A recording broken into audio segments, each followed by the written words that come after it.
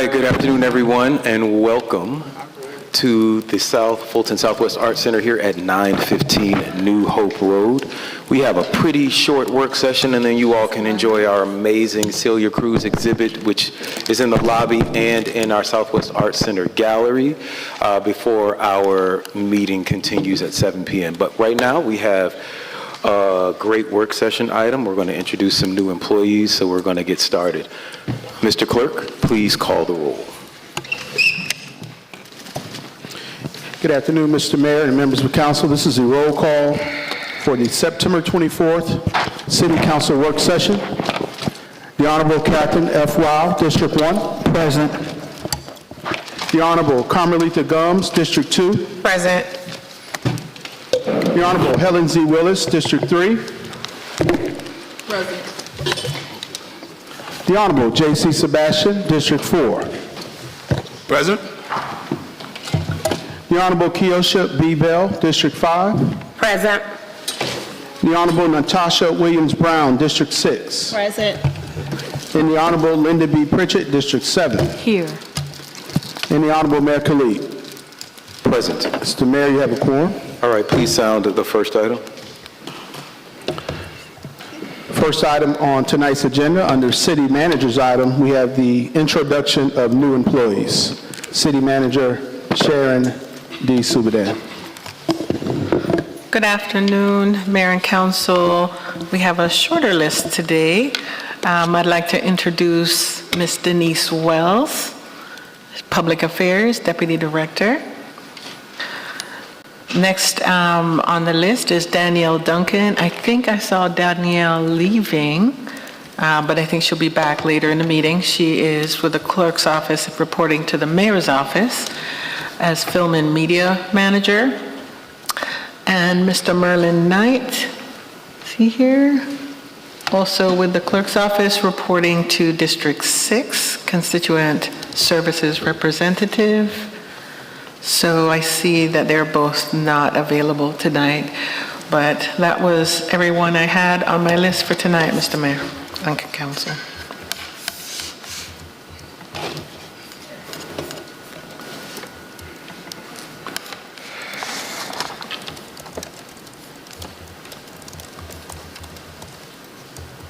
Oh, okay. Mr. Clerk, please sound the next item. The next item on the presentations, letter A, Trees Atlanta presentation. This will be presented by Reginald McClendon, Managing Director, Department of Community Development and Regulatory Affairs, and Mike Vinciquerra with Trees Atlanta. It's a presentation that they will be presenting.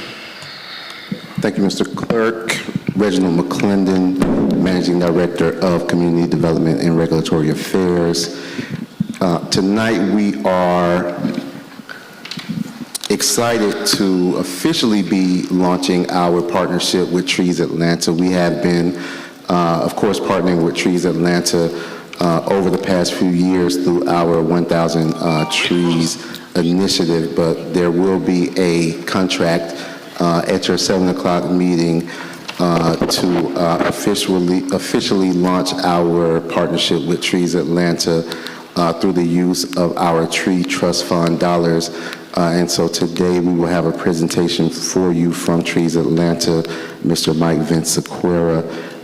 There is a presentation that I believe we have for you that will be on your screen here.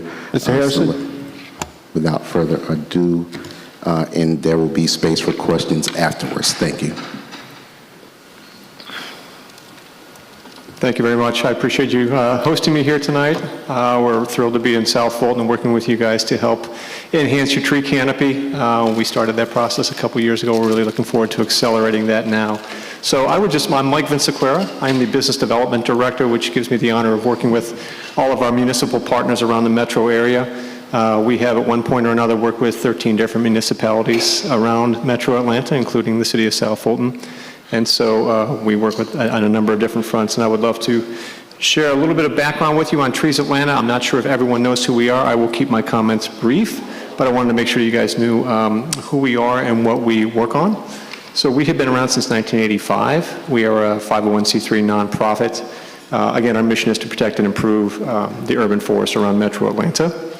Our programs, we have essentially 5 of those, and you may be familiar with a couple of them. So tree planting is what we're known for most. We do this on a collaborative basis with all the communities in which we work.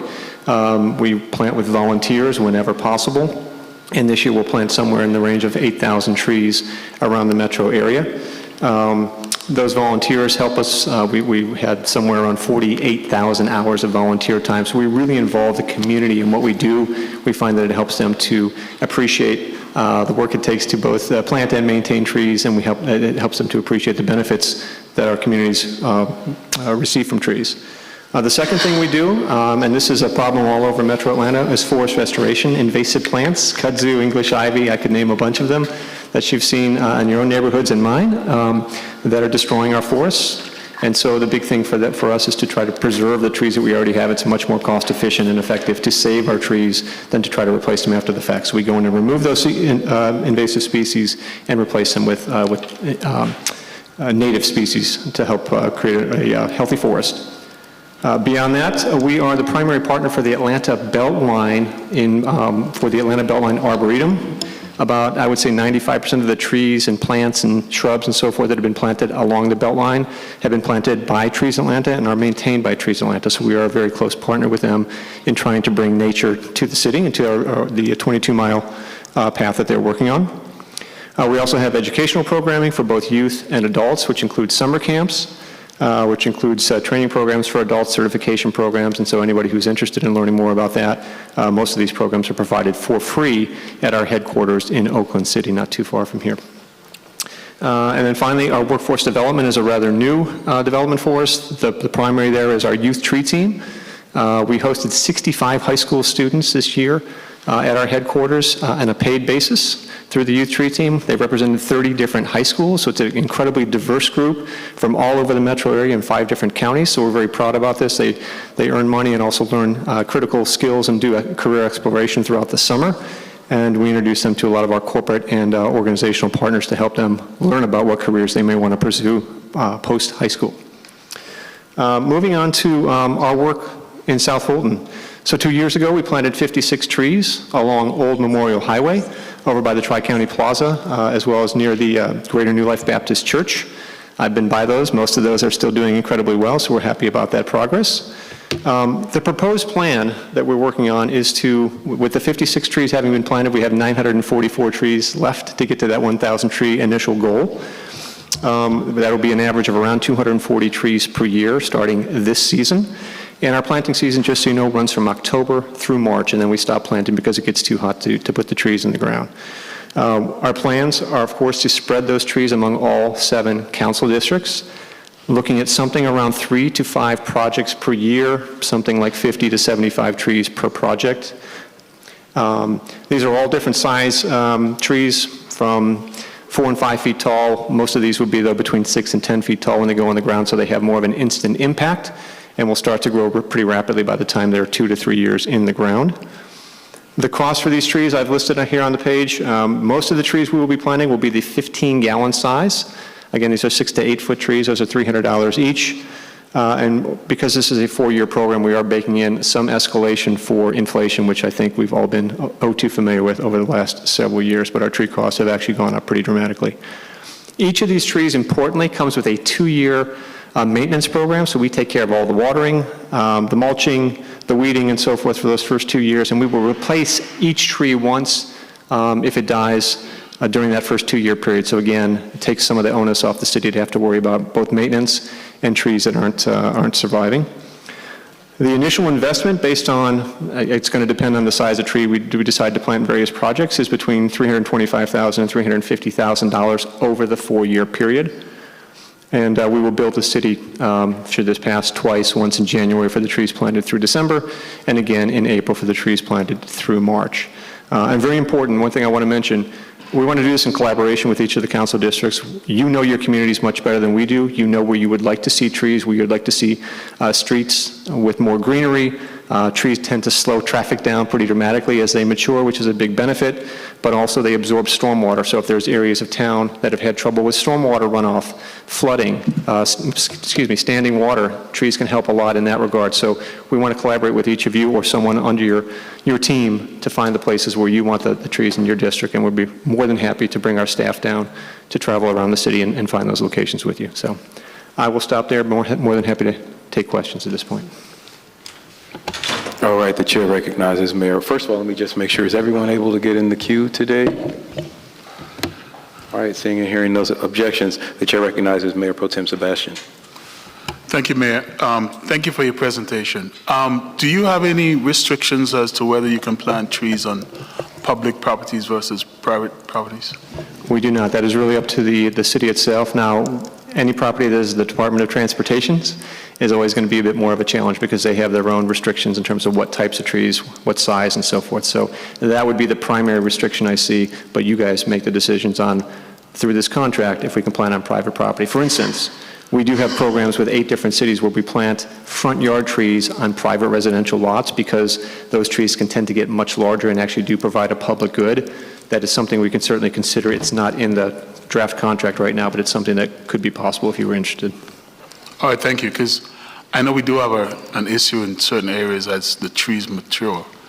They are interfering with the drainage and plumbing system. I have a case right now in District 4 where the owner is struggling with this because the roots have invaded their plumbing system. And so unfortunately they're thinking that they will need to get permission to remove the tree. So the trees that you are providing, and especially those that you're putting on residential properties, are they of the species that take that into consideration? Or as the trees mature, how far the roots would spread? We do. Oops. Not to cut in, but I do want to, well, I guess I am cutting in, I'm sorry. I do want to be clear that because we're using tree trust fund dollars for this particular project with Trees Atlanta, our tree trust fund does stipulate that these trees can only be planted on public property. So for these tree trust fund dollars, these trees will only be planted on public property. And so I'm not saying that there won't be any projects or any opportunities in the future for trees to be planted through some type of programming on private property somehow. But under this particular program, these trees will only be planted on public property. Got it. Thank you. All right, the chair recognizes District 1, Dr. Rao. Thank you for this presentation. As you mentioned, it's been about 3 years when we started this conversation, and our goal for the city was to try to plant 1,000 trees across the city. So I'm very excited that we finally gotten to this point. One of the things I'm very interested in is the species of trees that we're looking at, and one of the things I hope is in the list or available are flowering trees. We got a lot of pretty green trees, but it'd be nice to diversify that a little bit. Can you talk about that at all? I can. So I will say I am not an arborist. I'm the finance guy. But we typically do not plant flowering trees in open spaces where there's a lot of reflective heat from concrete because those trees will not do well. Cherries, dogwoods, those types of trees that we love to look at, they have to be planted in very selective locations, typically under the protection of other trees. So in parks, those are wonderful trees to use as the understory. Okay. Most of the trees we're going to be planting with you, I would think, as we've talked about this, is along roadways. And again, because of that reflective heat, you need tougher trees. We will occasionally plant something like a crepe myrtle, but that is not a native tree. We will only use those in situations where they're absolutely necessary. But we love oaks and tulips and maples. Bald cypress does very well, particularly in the increased heat we've seen. But we try to match the tree for the location, both in terms of how much space does it have to grow, are there overhead power lines, and what are the conditions around it in terms of the reflective heat, because some trees do much better than others. So it just depends on the location. We absolutely can do flowering trees in the right location, and we'd be happy to talk about those. Yep. Thank you. All right. Seeing and hearing no other questions. Thank you. Thank you very much. Mr. Clerk, please sound the next item. Mr. Mayor, this was your item that I believe that Mr. you Mayor. said you were going to hold. Oh, yes, which I'm is- sorry, yes, this item is not ready. It is not ready, so we're going to postpone it until it is. And that means that we have nothing else until 7 o'clock, unless you have anything. Do we need a formal action to table this, or? I move to table the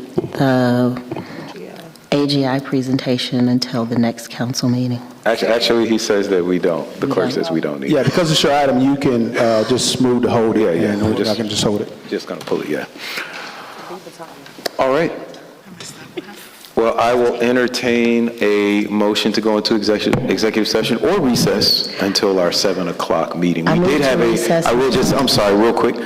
We did have a 6 o'clock zoning hearing. That was going to be our one big zoning case. But do you want to give me any information on that? I see you giving me a, Madam Attorney, or Mr. Can you repeat the question? Just for the edification of the public and maybe some members of council, do you want to just give us an update on the 6 p.m. zoning hearing?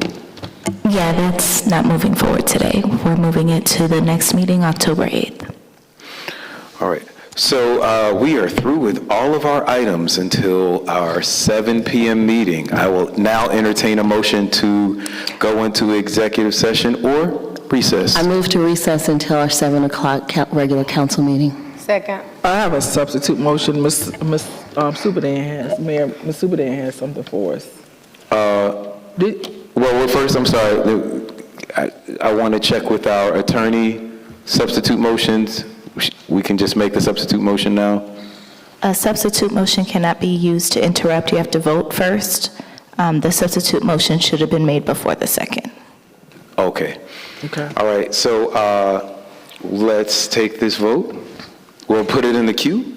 I have discussion. I'm sorry, the chair recognizes Councilwoman Willis for discussion. Ms. Superdan, did you have something to cover for us in executive session?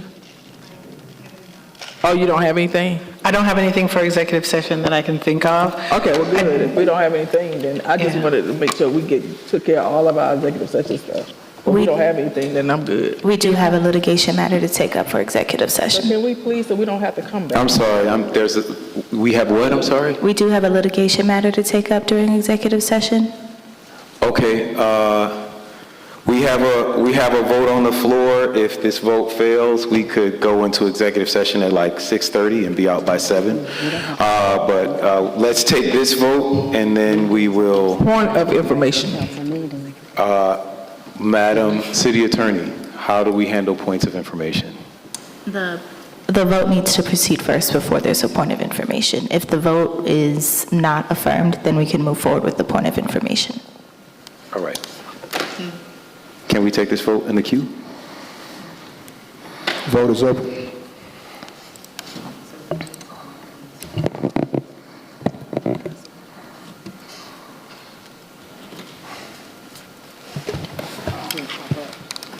Please vote.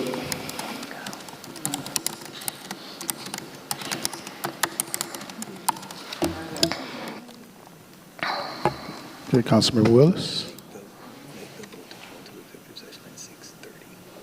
You wish to vote in the affirmative or negative? No. That vote is approved 4-2.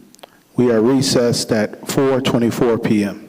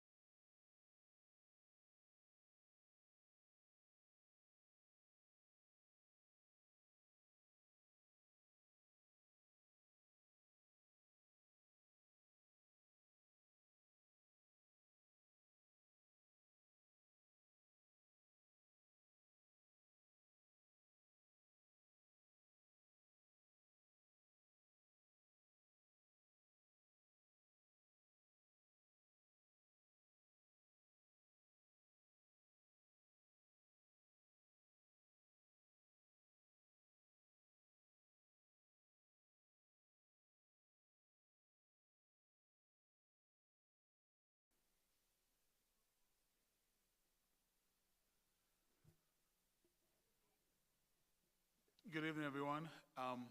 Welcome to our 6 o'clock meeting. It's our zoning and alcohol hearing. Mr. Mayor Pro Tem, Mr. Clerk, we recessed the last meeting, so we need to adjourn that meeting, and then Okay. we can go into our 6 o'clock. thank you. Thank you, Mr. Clerk.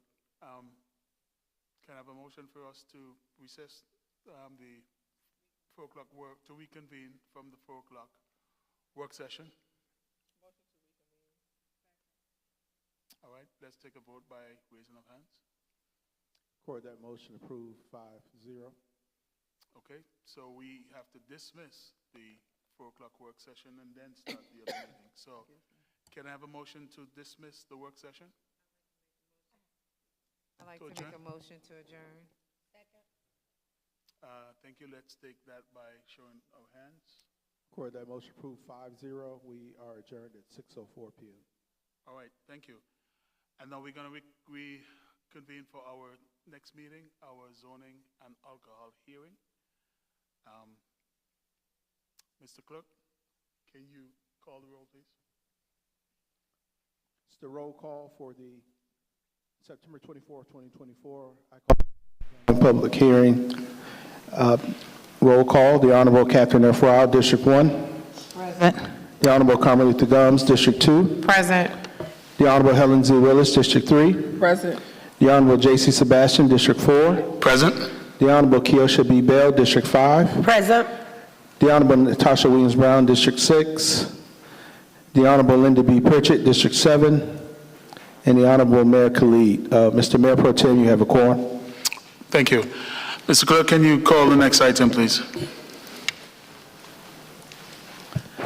The next item was a public hearing regarding Club Wax, but it is my understanding that case will be postponed to a later date, and I defer to the city attorney for additional information. Yes, that hearing is going to be postponed per the court order. Will be reconvened and published accordingly. Thank you. So we have to have an official vote of deferment until October 8th. Yes, sir. All right. So with that, council, can I have a motion to defer that hearing until, Club Wax hearing until October 8th? I move to postpone the hearing for Club Wax to October 8th. Second. All right, thank you. It's been moved and seconded. Can I have a vote at this point with showing of hands? Record that motion approved 5-0 to defer to October 8th. Thank you, Mr. Clerk. Mr. Clerk, do we have any other items on the agenda? No, sir, just executive session. All right, thank you. Can we have a motion to recess or to go into executive session at this time? I move to recess to executive session for real estate, litigation, personnel, cybersecurity. Second. All right, it's been moved and seconded. Can we have a vote by showing of hands? Record that motion approved 5-0. All We right, are recessed at 6:06 for executive session. we recess to executive session. Thank you.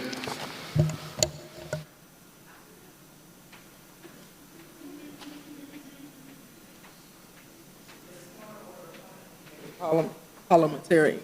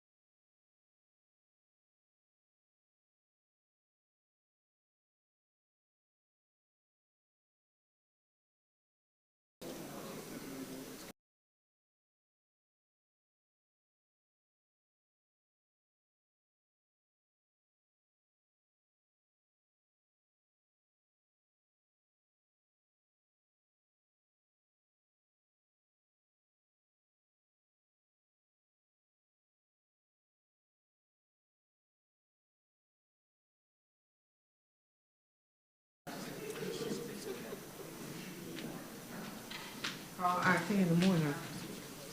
Not IT.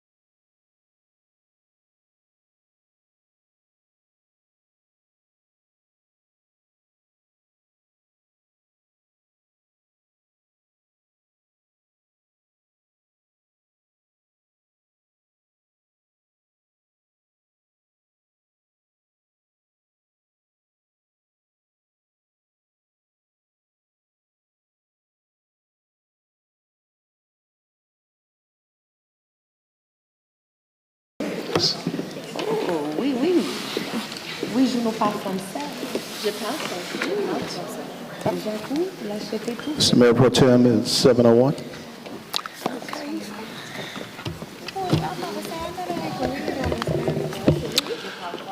Thank you, Mr. Clerk. We're going to get reconvened after executive session. May I have a motion to reconvene after executive session? I'd like to make a motion to reconvene. Second. It's been moved and seconded. Mr. Clerk, can we vote by a show of hands? Court, that motion approved unanimously. Thank you. May I have a motion to dismiss our 6 o'clock zoning and alcohol hearing? I'd like to make a motion to adjourn our work session. Executive session. Alcohol license public hearing. I'm sorry. Alcohol license public hearing. Oh, the alcohol license public hearing. Do I have a second? Second. All right, Mr. Clerk, we'll vote by the show of hands. Court, that motion approved unanimously. That meeting is adjourned at 7:02 p.m. All right, thank you. We will now convene our 7 p.m. regular mayor and council meeting. Mr. Clerk, can you call the roll, please? Yes, sir. Mr. Mayor Pro Tem, this is the roll call for the City of South Fulton City Council regular meeting, September 24, 2024. The Honorable Catherine F. Rao, District 1. Present. The Honorable Carmelita Gums, District 2. Present. The Honorable Helen Z. Willis, District 3. Present. The Honorable J.C. Sebastian, District 4. Present. The Honorable Keosha B. Bell, District 5. Present. And the Honorable Natasha Williams Brown, District 6. Present. The Honorable Linda B. Pritchett, District 7. Here. And the Honorable Mayor Khalid is not present yet. Mr. Mayor Pro Tem, you have a quorum. Thank you, Mr. Clerk. Can we have a chaplain to do our invocation? Call the next item, Mr. Clerk. Yes. Oh, Ms. Armster, Chaplain Armster. Good afternoon. Eternal God, most gracious Heavenly Father, it is once again you have allowed us to come together. Lord, we thank you for your tender mercies. Thank you for your loving kindness. Thank you, Lord, that you kept us all day. You kept us safe from hurt, harm, and danger. Father God, in the name of Jesus, help us to get on one accord. Only what we do for you, Lord, is going to be granted. God, help us now. Lead us and guide us. Help us to forgive one another. Anything we said, done, or even thought that was not pleasing to you, forgive us right now in the name of Jesus. We are more than conquerors, Almighty God. We have the victory. We just need to come together and walk in your will and walk in your way. And we thank you for your tender mercies right now. Thank you, Lord, for everything, for all things. In your precious name, and we'll continue to pray forevermore.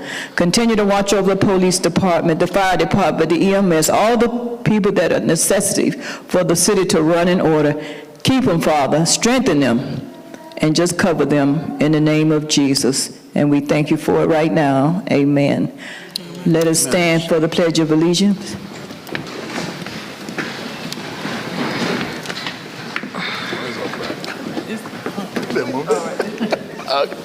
I pledge allegiance to the flag of the United States of America and to the republic for which it stands, one nation, under God, indivisible, and liberty and justice for all.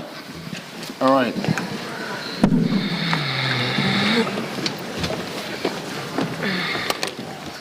Thank you, Chaplain Armster. Thank you. I got your proclamation for you. Thank you all. Welcome everyone that is coming in. We are live at the Southwest Arts Center, 915 New Hope Road, 30331. Mr. Clerk, please sound the next item. That brings us to Roman numeral 4. We have the presentation of the Rise Employee of the Month Award, and this will be presented by our City Manager, Sharon D. Subadan. Thank you, Mayor and Council. It seems like the months are zipping by, So this is our third RISE Award. And the recipient this month is Carrie Stevens, and Carrie is with our municipal court. Come on down, Carrie.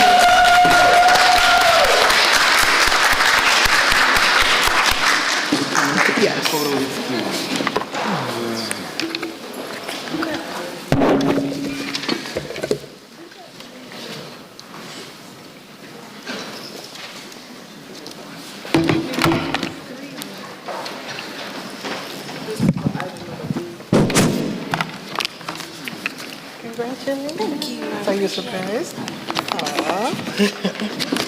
That's for you. That's for you. This is for you. Are we taking a picture? Let me hold you. Take a picture of the council. Your packet I gave you 5 minutes. Let me get one with you there.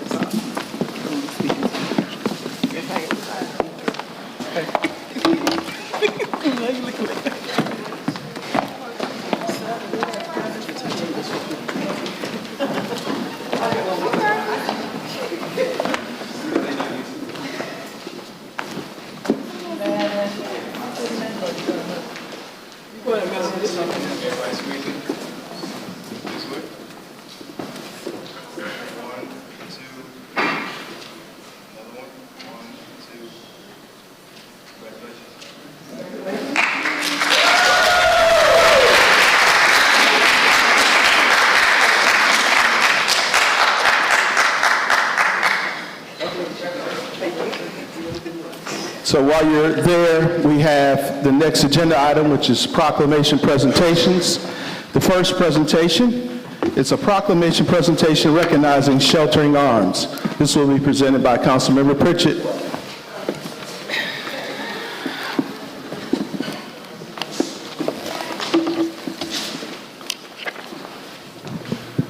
Okay, can everyone from Sheltering Arms please come up?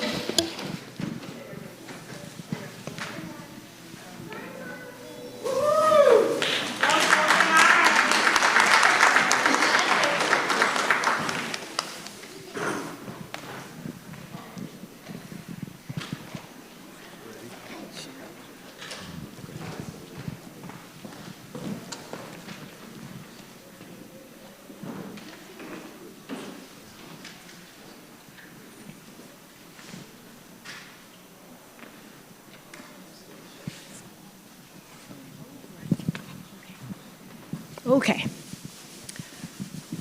Good evening, everyone. I'm Councilwoman Linda Pritchett from District 7, and today we're going to present a proclamation to Sheltering Arms. This proclamation is recognizing them and announcing their Appreciation Day. So, whereas in 1888, a group of civically minded Atlanta women began Sheltering Arms to serve as a safe place for children of textile employees while their parents worked in the mills. Over the next 6 generations, Sheltering Arms developed into a nationally recognized early education institution. And whereas Sheltering Arms' mission is to close opportunity gaps stemming from systemic racism by transforming the lives of children and their families through high-quality, equitable early childhood education and leadership in the field. We see thriving communities where all families hold the power to create opportunities for themselves and their children. Whereas Sheltering Arms nurtures up to 3,500 children and their families each year, offering learning opportunities to children as young as 6 weeks old. High-quality early learning programs have an incredible impact on our children. Children attending quality early learning programs are more likely to graduate high school, earn better wages, and live their full potential. Whereas Sheltering Arms operates 13 neighborhood centers in the metro Atlanta areas. Yes, baby. Including a location in the Oakley Township community of the city of South Fulton in District 7. Each center provides high-quality early education and comprehensive family support services. NAEYC, National Association of the Education of the Young, and whereas, in partnership with the amazing staff of the Oakley Township location, the City of South Fulton has been able to address food insecurity by sponsoring food giveaways twice a month to those in need at this facility. Now therefore be it resolved that the mayor and city council of the City of South Fulton do hereby proclaim Tuesday, September 24th, 2024 as Sheltering Arms Appreciation Day in the great city of South Fulton.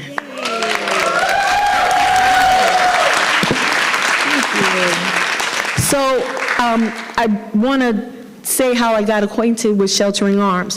One of our residents, she was applying for a job at Sheltering Arms, and I worked very closely with her, Miss Yvonne Boone, and so she asked me to write a letter of recommendation.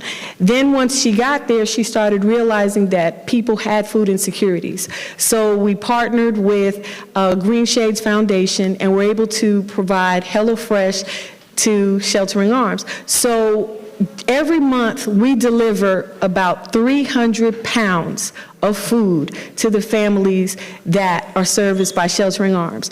And this came about because Ms. Jacquees contacted me saying, hey, can we get more HelloFresh? So we just made it an ongoing thing, and it's something that I think that's really helping the communities. So I appreciate you reaching out to us, and I'm really glad that we can do something to help in the community. Yes. Thank you so much. We really appreciate everything that you do. And not only that, she also gave our teachers teacher appreciation gifts, and she's always just been very helpful no matter what. Yes. Yes. Thank you. Very well deserved.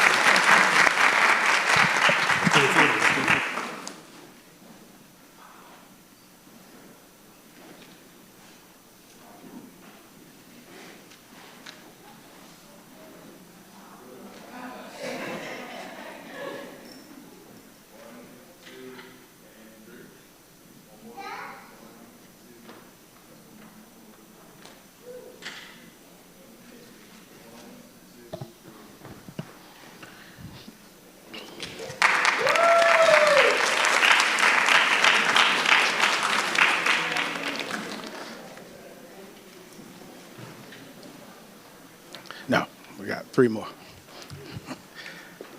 Okay, the next presentation is a proclamation presentation recognizing our South Fulton Olympians, tennis professional Chris Eubanks and track star Christian Coleman. This is sponsored by Mayor Khalid and the full council.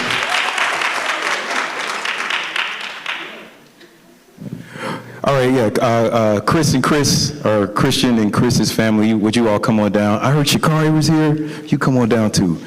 How many of you all know that we had 2 people representing South Fulton on the U.S. Olympics team in Paris for the Paris Olympics? We did. So I got to go over not only to cheer them on, but to represent our city and tell the whole world about how amazing South Fulton is. And so we're going to read these proclamations. The first one we'll do is for Mr. Christian Coleman. You're one of the fastest men on earth. You should already be on stage, sir.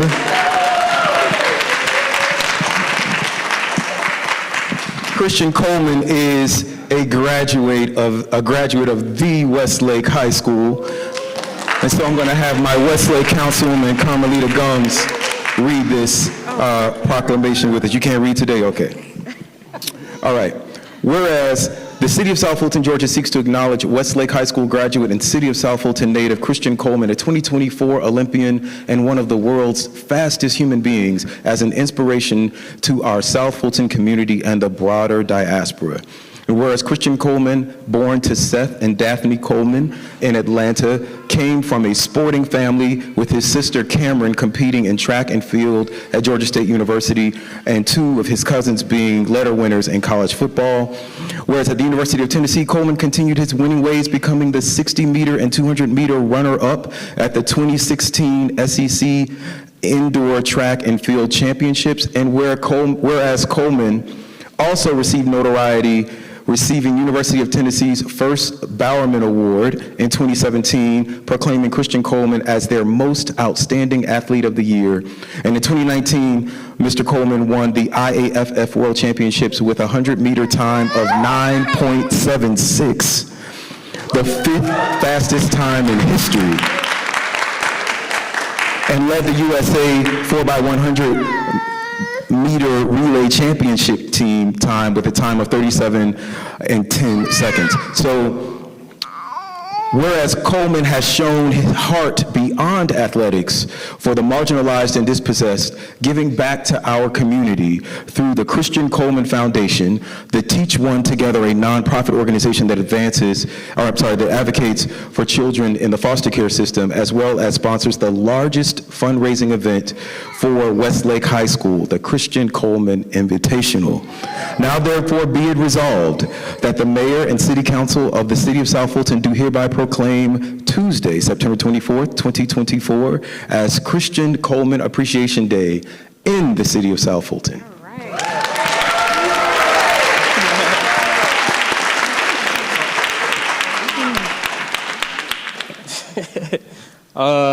Yeah, that was a lot.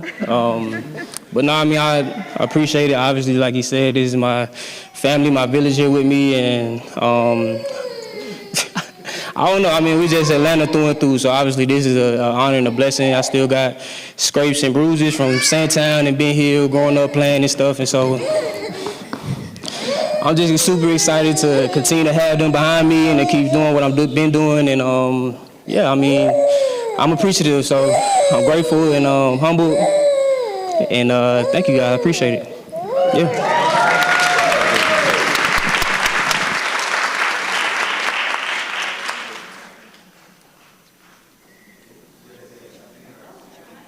Can everyone spread out across the stage?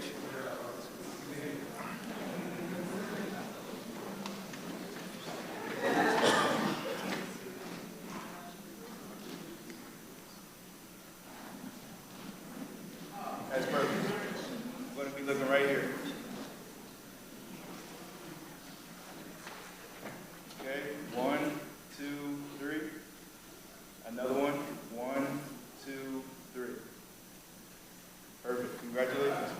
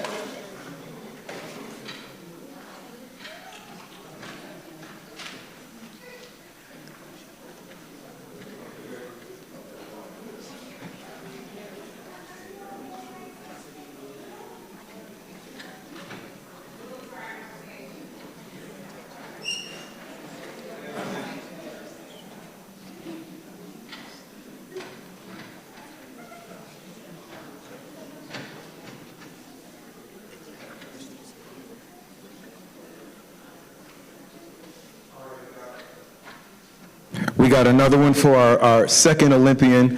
There you are. How you doing, Mr. Eubanks? Pops. Chris Eubanks is actually playing in a tournament right now, but Pops Eubanks is here. And Chris is not only a graduate of Westlake, he is a graduate of the South Fulton Tennis Center. So I want to ask my South Fulton Tennis Center Councilwoman Helen Willis if she'd like to read this proclamation with me. All right, so whereas the City of South Fulton, Georgia seeks to acknowledge the City of South Fulton native Westlake High School graduate and 2024 Olympian Christopher Eubanks as an inspiration to our South Fulton community and the broader diaspora, and whereas Christopher coached by his father, Mark, at the South Fulton Tennis Center from the time he could walk until his talent and work ethic attracted the attention of tennis professional Donald Young And whereas Eubanks went on to play for Westlake High, powering them to a win in the regional championship, placed in the state championship, and finished his junior year with a 48-6 overall record, advancing through 6 rounds at the USTA Nationals in Kalamazoo, Michigan, as a member of the winning USTA National Boys 18 team and winning the Georgia State Closed Junior Challenger.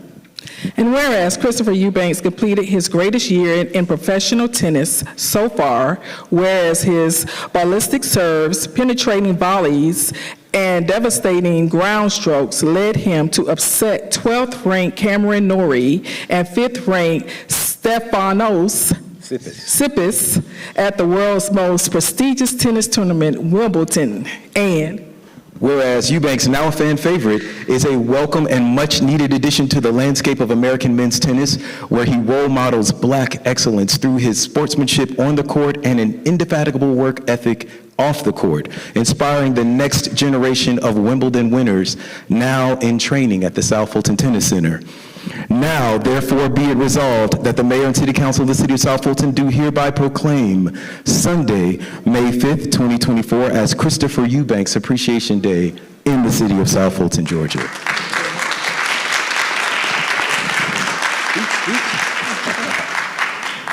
Well, of course, you already know I'm not Christopher. He's just a little bit taller than I am, but growing up, it was Christopher and myself.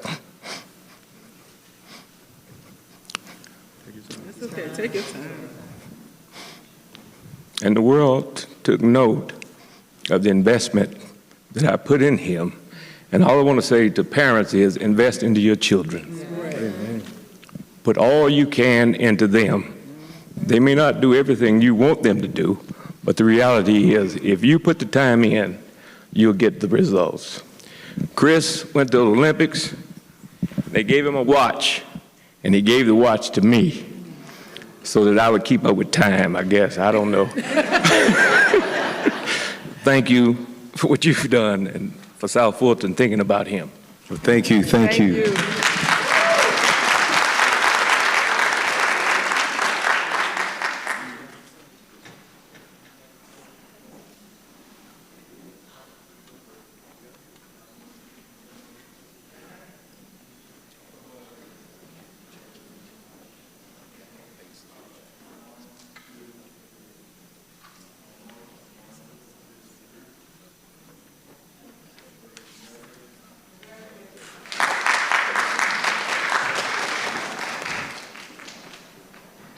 And we have one.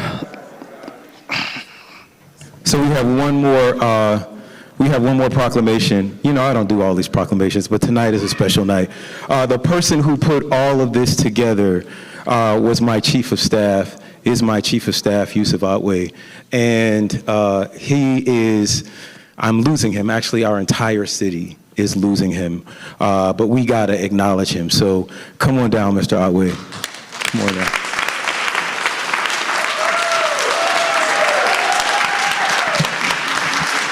Y'all don't know how hard it was to keep this secret. His family almost spilled the beans.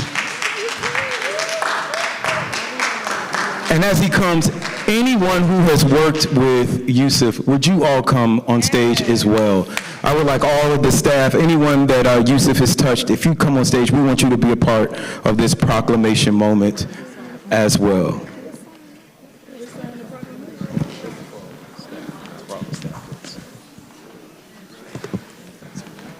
Been here from the beginning.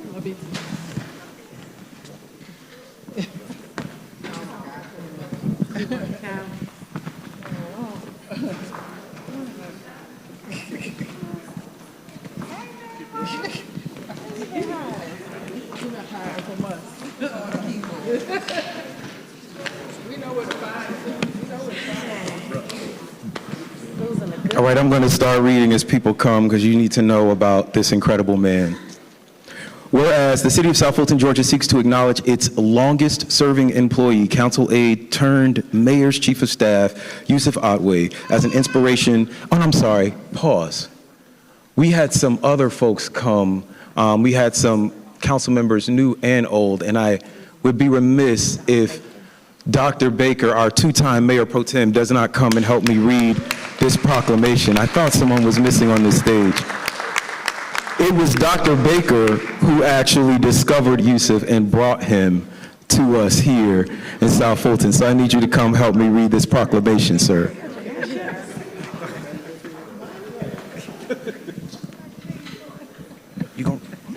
All right, let me start again. Whereas the City of South Fulton, Georgia seeks to acknowledge its longest-serving employee, council aide turned mayor's chief of staff, Yusuf Otway, as an inspiration to our South Fulton community and the broader diaspora. And whereas born in the boogie-down Bronx and reared in Brooklyn, New York, Yusuf Otway was raised in the ways of the righteous by his parents, Trinidadian immigrants Leroy and Joy Otway, and the positive teachings of the Nation of Islam under the most honorable minister, Louis Farrakhan, who instilled in him a thirst for knowledge, a divine set of morals, and a generous heart. And whereas Yusuf began his writing career with works about unlocking human potential, and upon recognizing he could have greater impact on the silver screen, began converting his literary works into screenplays, winning second place in America's largest and most noted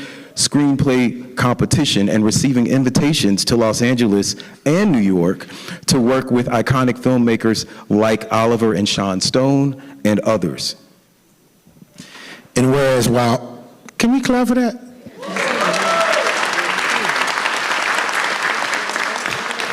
And whereas while humbly reaching the type of success and achievements many only dream of in his artistic endeavors, Yusuf, born with a heart of service, came to work for the city of South Fulton.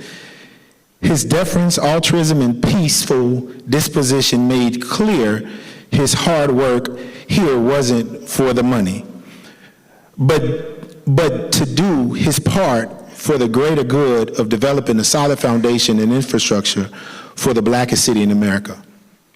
And whereas hired in October 2017 by founding city council member and two-term Mayor Pro Tem Dr. Mark Baker, Yusuf was one of South Fulton's founding employees, researching and co-writing some of the city's earliest legislation and organizing the city's first community events, including South Fulton's first mass food giveaways, Dr. Baker's Common Unity Drive-In series, which supplied South Fulton families with over 12,000 pounds of food a month. I remember trying to clean up after those. And led District 7's historic Fife community in obtaining the city's first speed humps under then Councilman Khalid's new pedestrian safety fund. And whereas, though Yusuf's research and writing talents now take him to heights unknown, he is already a star in the South Fulton sky and will always be welcome home here.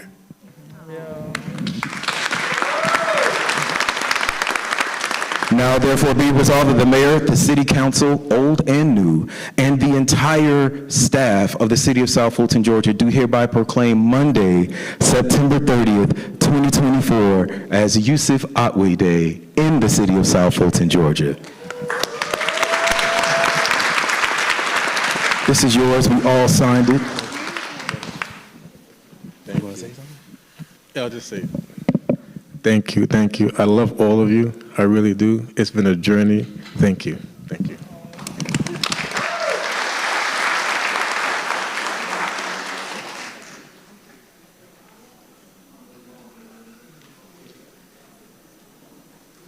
Can I have everybody spread out across the stage? We can fill in this side. Everybody can come down.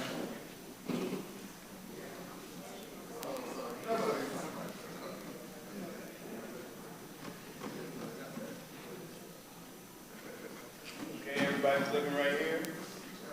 1, 2, 3.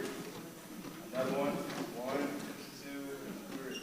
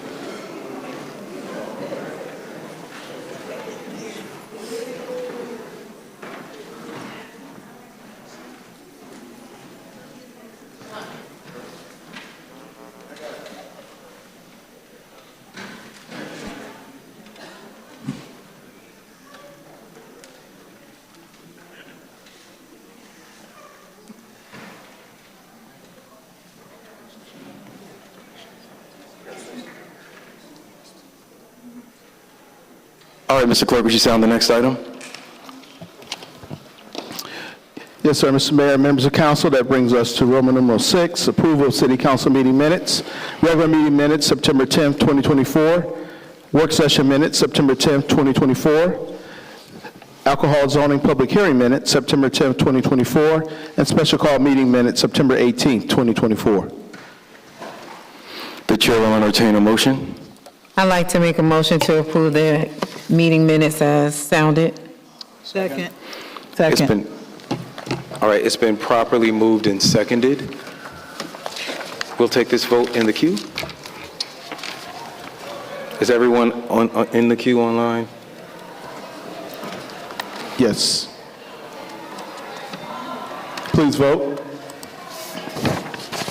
Yes.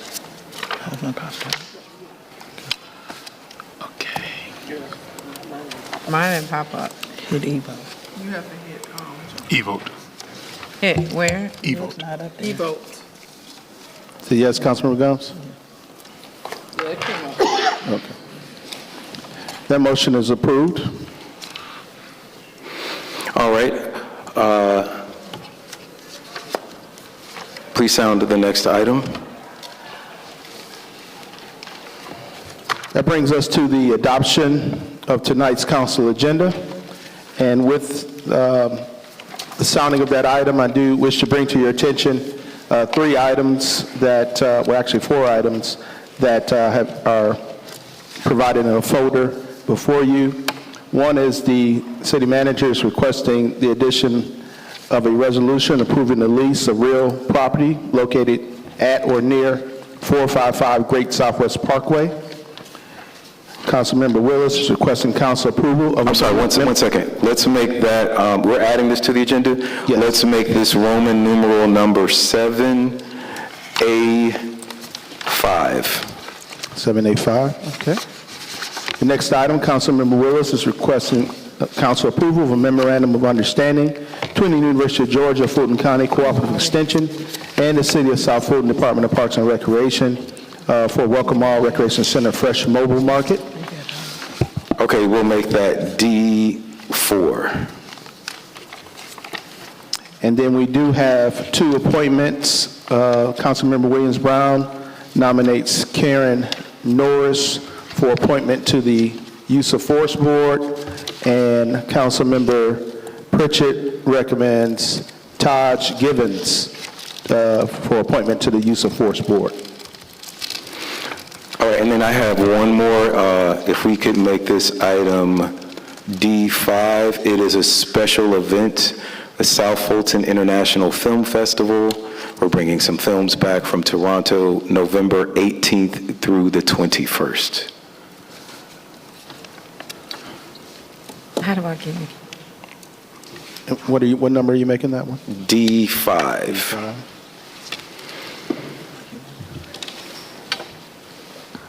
And the appointments, you want that?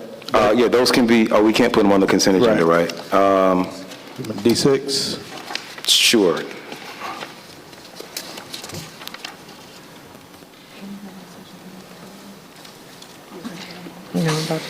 All right, the chair will entertain a motion.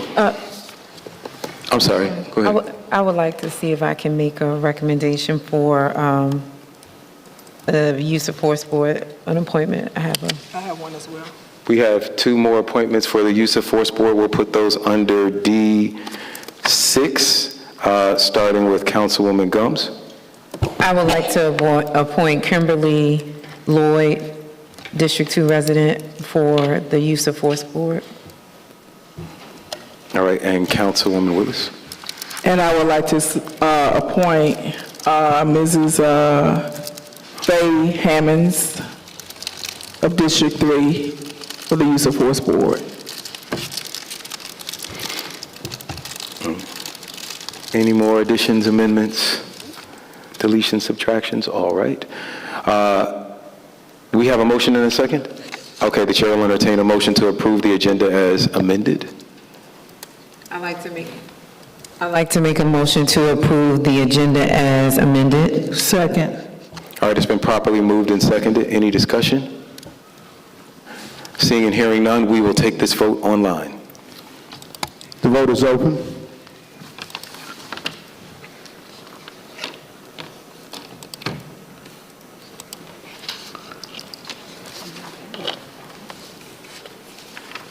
Councilor Bill, yes?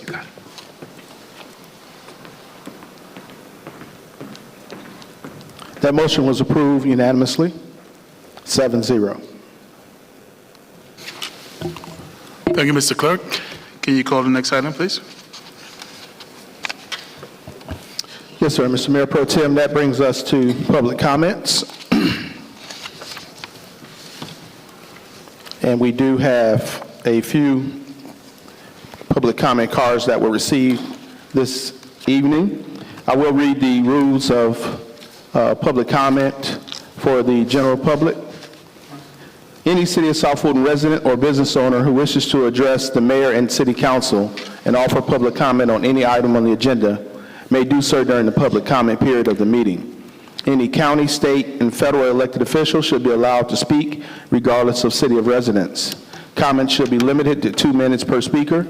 Public comment should be limited to only those items appearing on the current city council meeting agenda. The person or City of South Fulton business owner desiring to speak should rise, address the city council, and when recognized, state their name, residential or business address, the agenda item that they are addressing, and the city council district in which they reside. All remarks should be addressed to the council as a whole and not to any member. To ensure the opportunity for all those desiring to speak before the city council, there is no yielding of time to another speaker. Speakers may not employ obscenities or threats of violence in their comments. Speakers may not use public comments to campaign for political office, either for themselves or on behalf of other candidates, for the purposes of limiting political influence on city employees and encouraging orderly and efficient meetings. With those rules read into the record, I do have 2 public comment cards. As I call your name, please approach one of the 2 microphones at the front and state your name, address, and the item on the agenda you are addressing. Please come forward, Mr. Drew Demand and David Wise.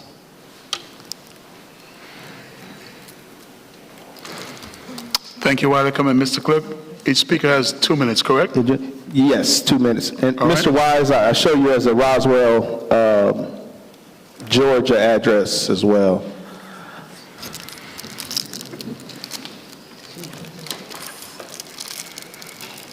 All right. Are we ready to go? My name is Drew DeMann. I'm at 4640 Gordon Street in the formerly known as Fairburn part of South Fulton in the Fife District. And I'm here regarding the zoning section, item F. I've been following the rise of data centers for a few years and noticed that on the agenda, I think it would be wisest for us as a city to move slowly and deliberately in allowing data centers in. There's no hurry. It's an opportunity that isn't going away, right? It's the right time, however, to recognize that data centers have proven highly problematic. From power outages to noise pollution, data centers have had a negative impact on communities. If we are going to live near data centers, we should stipulate that data centers meet their power needs, preferably from solar energy, and not stress our grid. Data centers are an enormous consumer of electrical power, and kilowatts around here come mostly from coal. And here in South Fulton in 2024, we need to be leaders in abandoning coal and going towards sustainability. The data tells us that the cloud generates a bigger carbon footprint than the airline industry. I'll say that again. The cloud technology that we all use for cloud storage generates more carbon emissions than the airline industry. Data centers also use 3 to 5 million gallons of water a day for cooling purposes. As we near the global crisis of clean water that we all know is coming, we have to make choices for sustainability instead of waste. Once water is pulled out of our system, it's hard to replace clean water. Heat is the waste product of computing. More waste for us down here. If we want data centers, the city should develop a policy with care and deliberation for healthy communities and a greener future. I know that we all share those values. So I think it would be of our great benefit to do so. Thank you.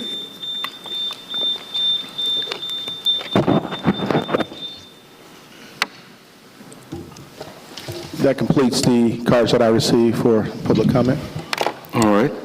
And we're now on to council comments. I will start this time in reverse order with District 7, Councilwoman Pritchett. Thank you for acknowledging me. Thanks, everyone, for coming out this evening. I just want to remind everyone that the exhibit that's in our gallery in recognition of Hispanic Heritage History Month, featuring Celia Cruz and a lot of memorabilia of her, is right there in the gallery, and it'll be there until Friday. So if you haven't checked it out, please check it out. It's an amazing exhibit, and we had an amazing time opening it up at the gala last week. Also, on Saturday, we have the Azúcar Music Fest. Although we look like we're going to have some inclement weather, the weather report looks like it's going to be sunny that afternoon. So please come out to Wolf Creek Amphitheater. The doors open at 3. The show starts at 4:30. This is a free concert. We're going to have lots of great Latin music, lots of great food, lots of fun. Please come out. All right. District 6, thank you. District 6, Councilwoman Williams-Brown. Thank you, Mayor, for recognizing me. 3 quick announcements this evening. This coming Saturday, September 28th, from 10 to 2 will be the monthly healthy food distribution at Creel Park. It is drive up. It is open to the public. So please do come out and take advantage of this opportunity. As well, on Wednesday, October 9th, from 6 to 7:30 p.m. at Burdett Park will be the District 6 Town Hall meeting that will be focused on code enforcement. Those of you who have been asking for this meeting, here it is, and certainly do look forward to having everyone come out on Wednesday, October 9th for that. And then please do mark your calendars for the District 6 Senior Health Fair, October 12th, also at Burdett Park Gym at 10 a.m. Again, this is a free event, and I will be sending out additional details once we have the complete list of vendors and resources that will be available for you at the Senior Health Fair on October 12th. I yield. All right, thank you. District 5, live with Councilwoman Keosha B. Bell. Good evening, everyone. Thank you for coming out. Thank you for tuning in online. Just a reminder for District 5, we have the basketball clinic that is sponsored by District 5's very own Jalen Kendrick, our Parks and Recreation Department, as well as myself, on Sunday, October the 20th from 2 to 5 p.m. at Burdett Park. Very important that if you are interested in getting your children registered, that you go online to Eventbrite, as registration will be closing on next week, so that you can get registered for the Sunday, October the 20th basketball clinic again at Burdett Park. Definitely want to just at this time highlight and send congratulations to our City of South Fulton Parks and Recreation Department for their award and recognition for Workforce Academy Year 2.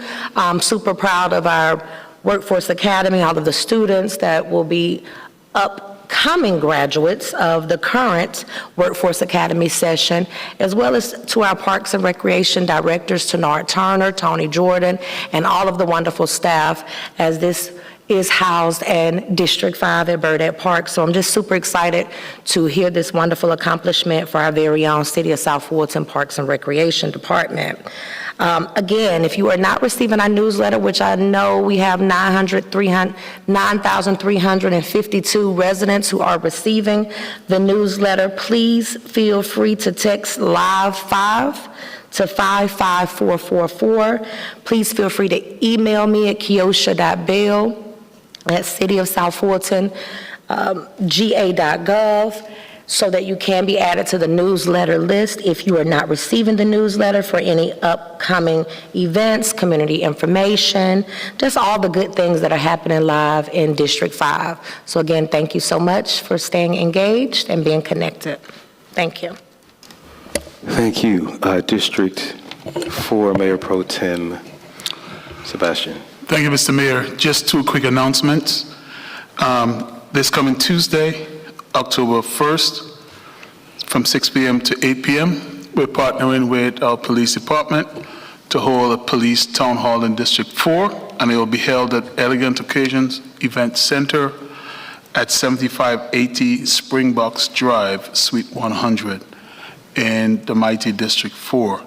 So if you would come on out, bring all your questions as we host this town hall with our police department and with our police chief.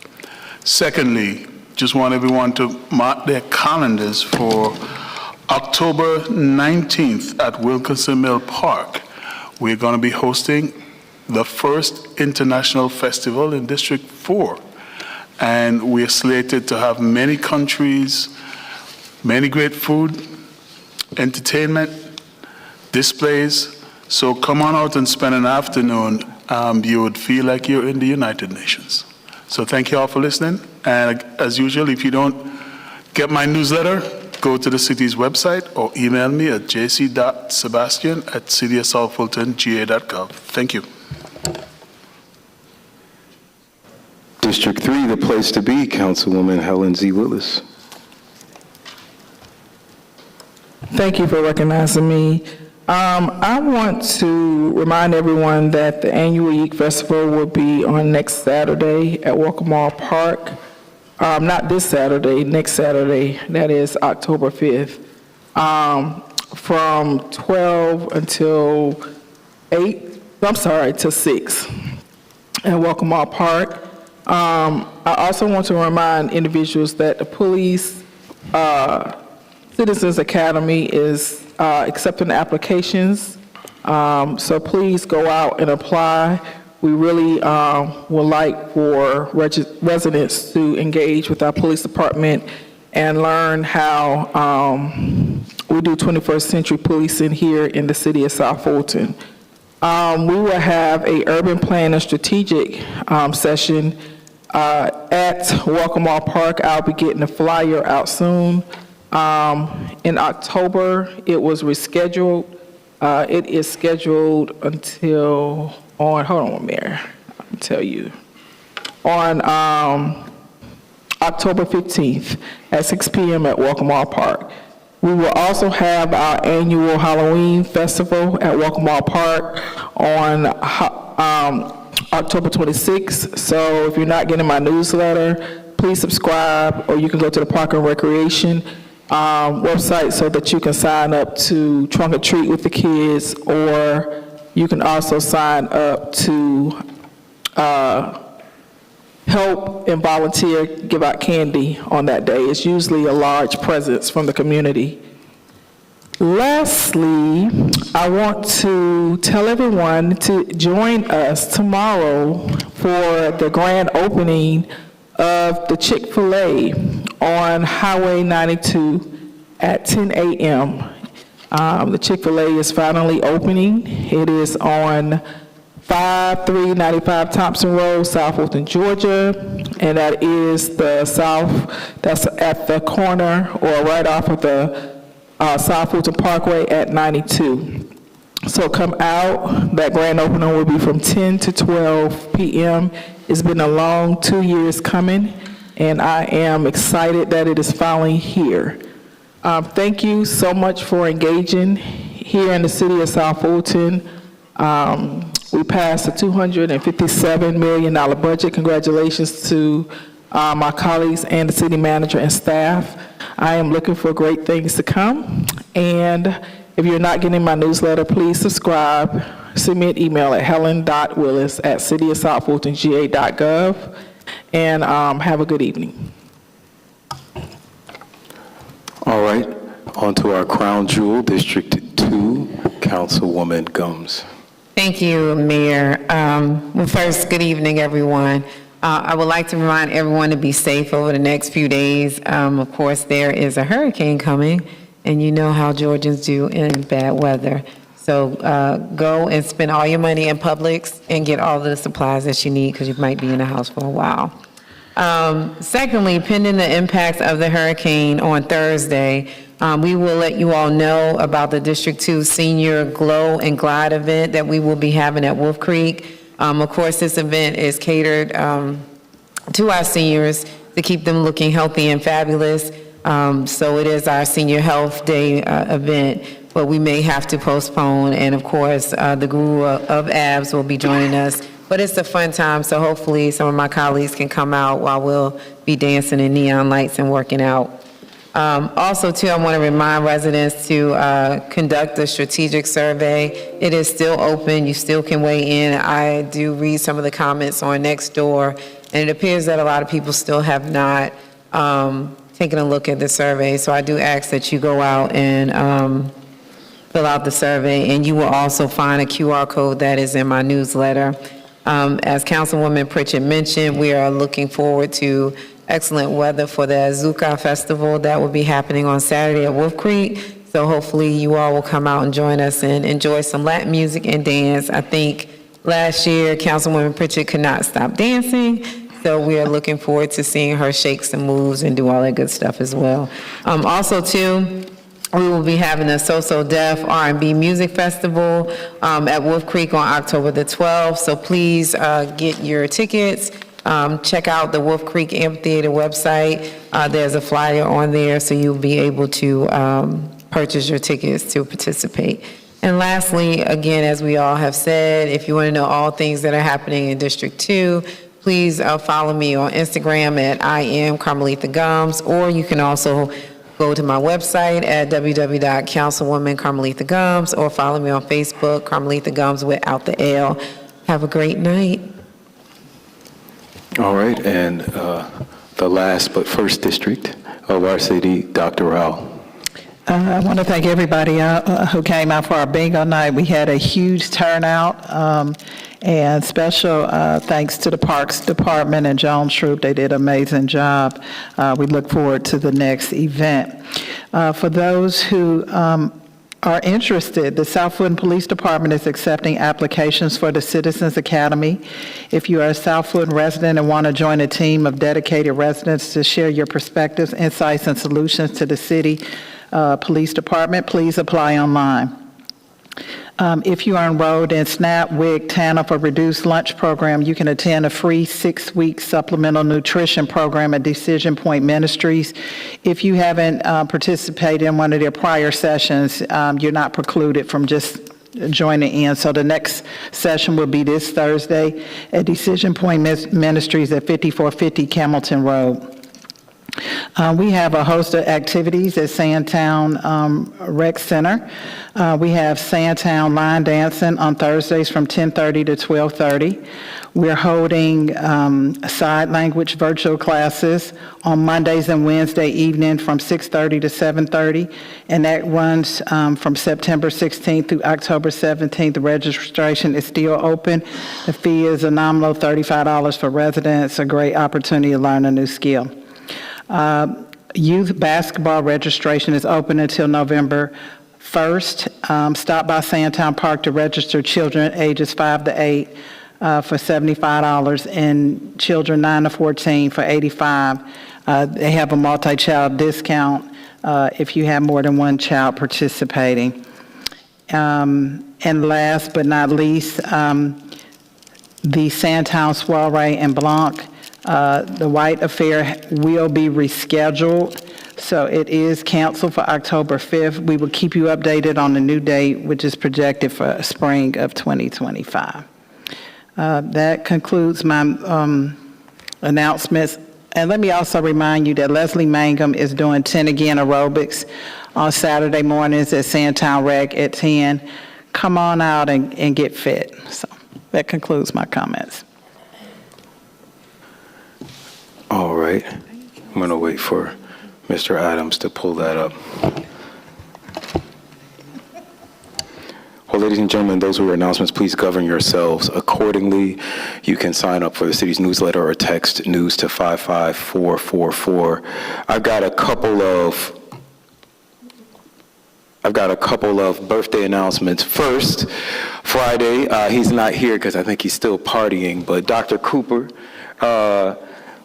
Councilman Bell calls him Big Coop, celebrated his birthday Our deputy or interim director of procurement, Tron, is celebrating his birthday tomorrow. Happy birthday. And yesterday, I understand, our own Councilwoman Willis celebrated her birthday. So let's say happy birthday. Let's a birthday applause to all of our incredible staff.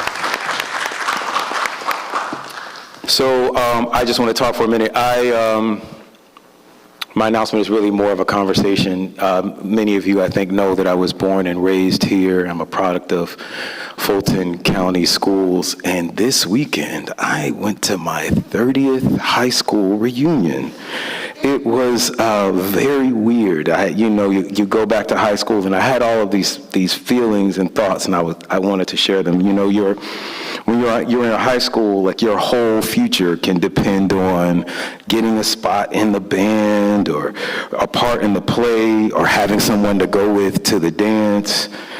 My mom, I remember she told me that I obsessed about what people were thinking and, what people thought of me and all of these people that were in high school. Your whole reputation could be set by what you wore on the first day of school, and one false rumor, it seemed like it could just ruin your entire life, your entire career. We were all so intense. And does anybody remember that teachers would threaten to put stuff on your permanent record? Like, I don't know, I thought I'd be like 50 and wouldn't be able to get a house because someone would pull my permanent record from high school. But no, seriously though, my mom, who passed, she told me when I would be just so intense about what was going on in school. She said, recording stopped.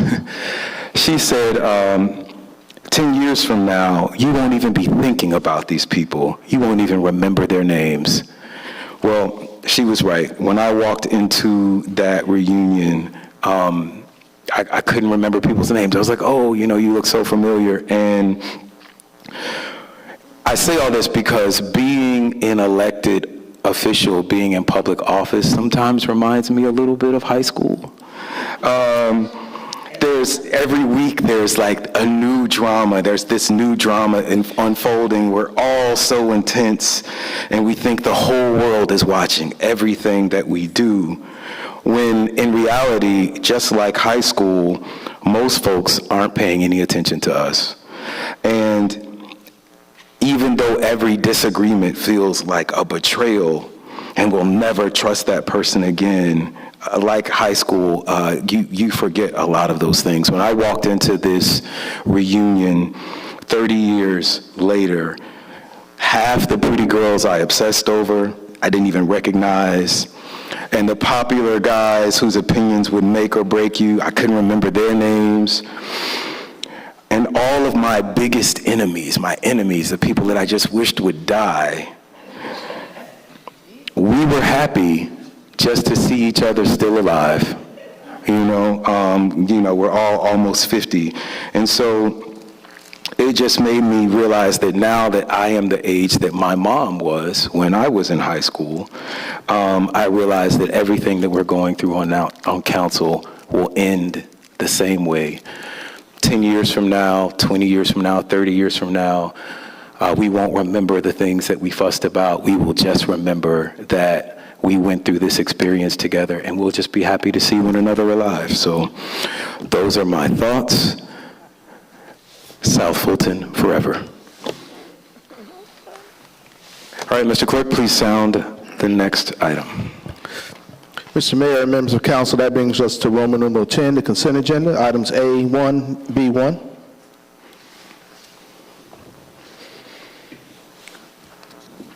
All right, I will entertain a motion. Motion to approve the consent agenda. All right, it's been properly moved and seconded. Any discussion? Seeing and hearing none, we will take this vote online. Vote is open.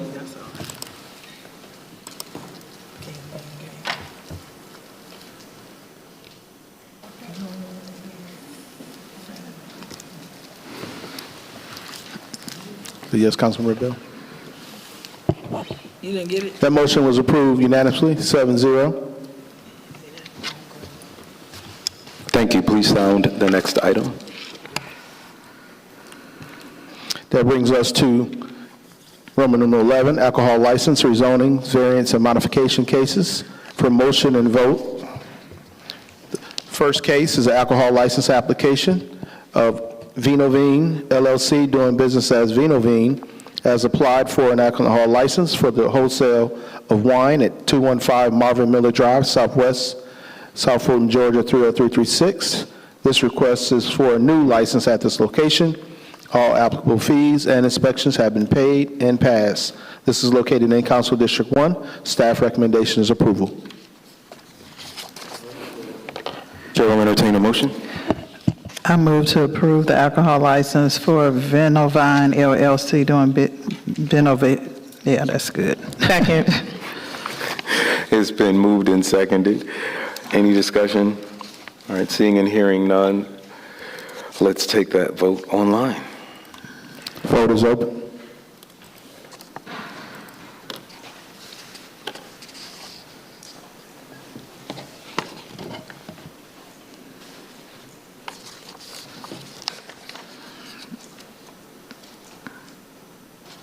Councilman Pritchett, yes. Councilman Sebastian? That motion was approved unanimously, 7-0. All right, please sound the next item. That brings us to zoning and use permit cases. Request council approval of a resolution, case U24-012 and CV 24-002, application by 1993 LLC, care of David White, requesting a special use permit to construct a multi-story self-storage facility at 0 Suba Road in the mixed-use district, Sandtown Overlay District. The applicant is also seeking a concurrent variance to reduce parking requirements. This is located in Council District 1. Staff recommendation is denial. Planning Commission recommendation is denial. All right, the chair will entertain a motion. I move to deny case U24-012 CV 24-002 for storage. Second. All right, it's been properly moved and seconded. Any discussion? Seeing and hearing none, we'll take this vote online. The vote is open.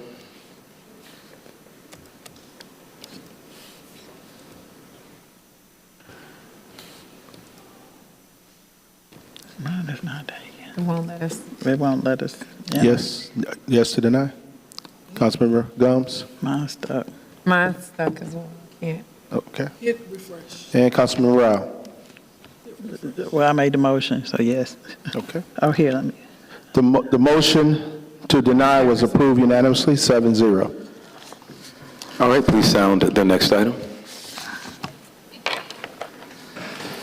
That brings us to letter C, second read of an ordinance, case Z24-010, application by TDS Builders, LLC, care of Medina Jet, requesting to rezone from Sub C, Suburban C, Single Family Dwelling District, and South Fulton Parkway Overlay District, to CUP at 4388 Old Fairburn Road to construct 30 single-family detached homes with amenities including walking trails, clubhouse, pickleball court, etc., on 45.77 acres of land. It's located in Council District 3. Staff recommendation is approval conditional. Planning Commission recommendation is approval. The chair will entertain a motion.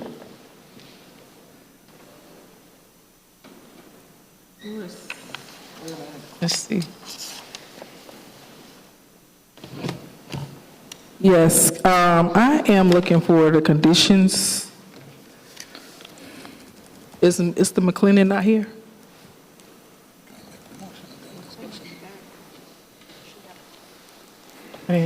I requested for the conditions on yesterday. You don't have the conditions on the agenda item? Yes. You have the condition? They should be in the packet. Let me pull it up. Come on down.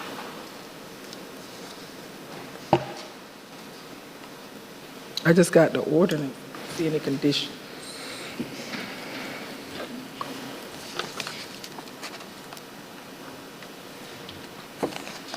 Mayor, if you don't mind, I'm waiting on him to get the conditions. Now comes Mr. McClendon. Good evening, sir.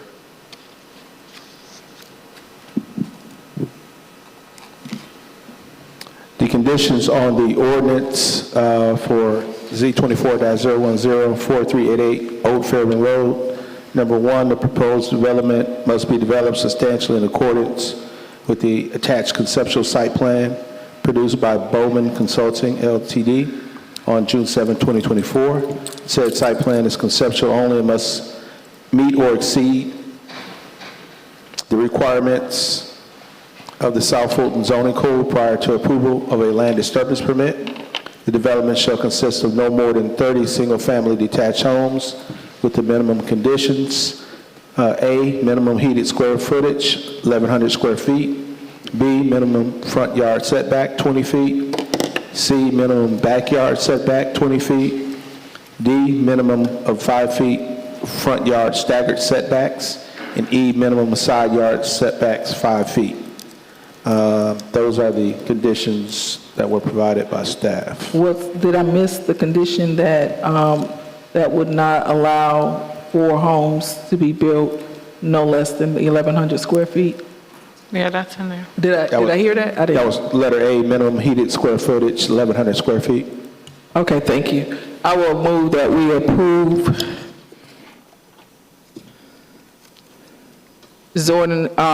ordinance case 724-014 with the conditions as read as sounded by the clerk. Second. All right, it's been properly moved and seconded. I think we've had all the discussion. I'm sorry, let's take this.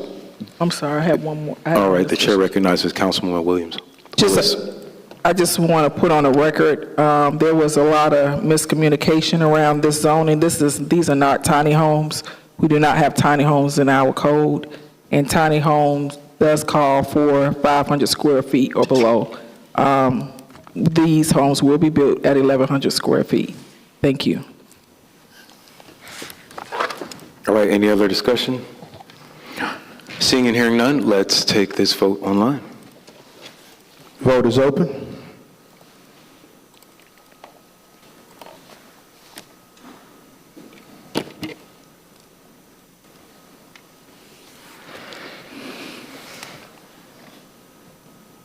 Councilman Sebastian? Yes? Okay. That motion was approved as conditioned unanimously. All right, please sound the next item.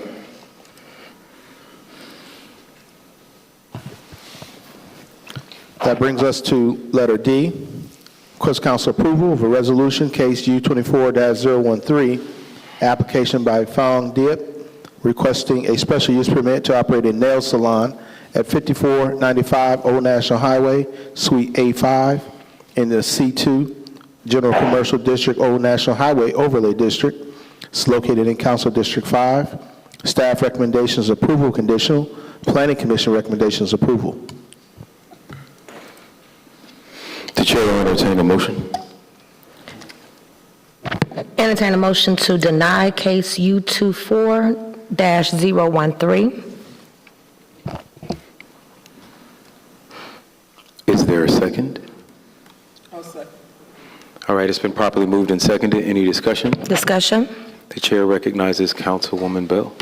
So in line with the special use consideration factors laid out in the City of South Fulton's ordinance, I do have concerns about this business and its ability to promote the health, safety, morals, and/or general welfare of the public, the suitability of the proposed use, and its effect on adjacent properties.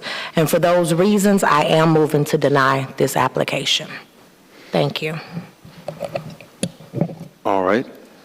Seeing and hearing no further discussion, I will entertain, I'm sorry, let's vote online.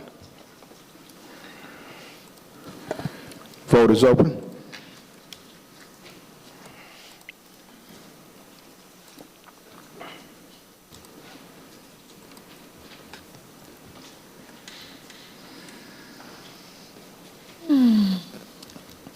Councilmember Gomes, yes or no? Okay, thank you. That vote to deny is approved, 5-2.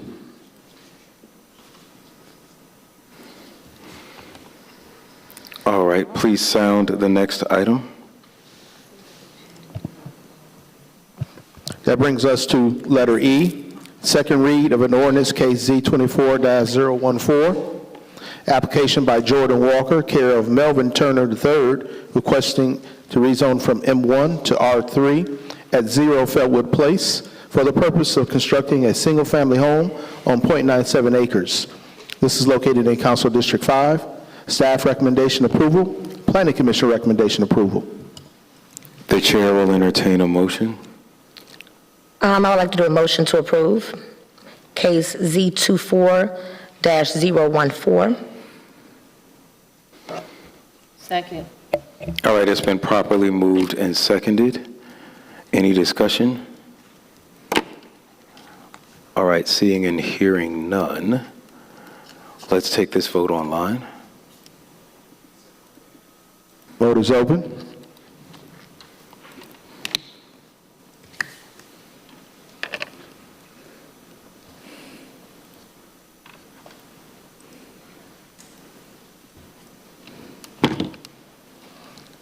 Vote is closed. That motion was approved 7-0. All right. Please sound the next item. That brings us to letter F, which is a presentation and second read of an ordinance TA 24-001, an amendment to the South Fulton Code of Ordinances, section 207.06, use table, section 602.02, all-street parking, and section 904.04, definitions, sections of the City of South Fulton zoning ordinance to accommodate data centers. This is sponsored by Councilmember Helen Willis. Staff recommendation, approval conditional. Planning Commission recommendation, denial. All right, the chair will entertain a motion. Mayor, may I speak, please? The chair recognizes Councilwoman Willis. I requested for, I requested for Mr. McClendon to do a presentation for this because currently, as it stands, data centers are still coming into our city under the M1, M2 code, and currently we cannot put any regulations around them. And the reason I moved to put this in the code is so that we could put regulations around them and conditions around them. We're not going to be able to, currently they're still coming, and we have no mechanism to put regulation around them.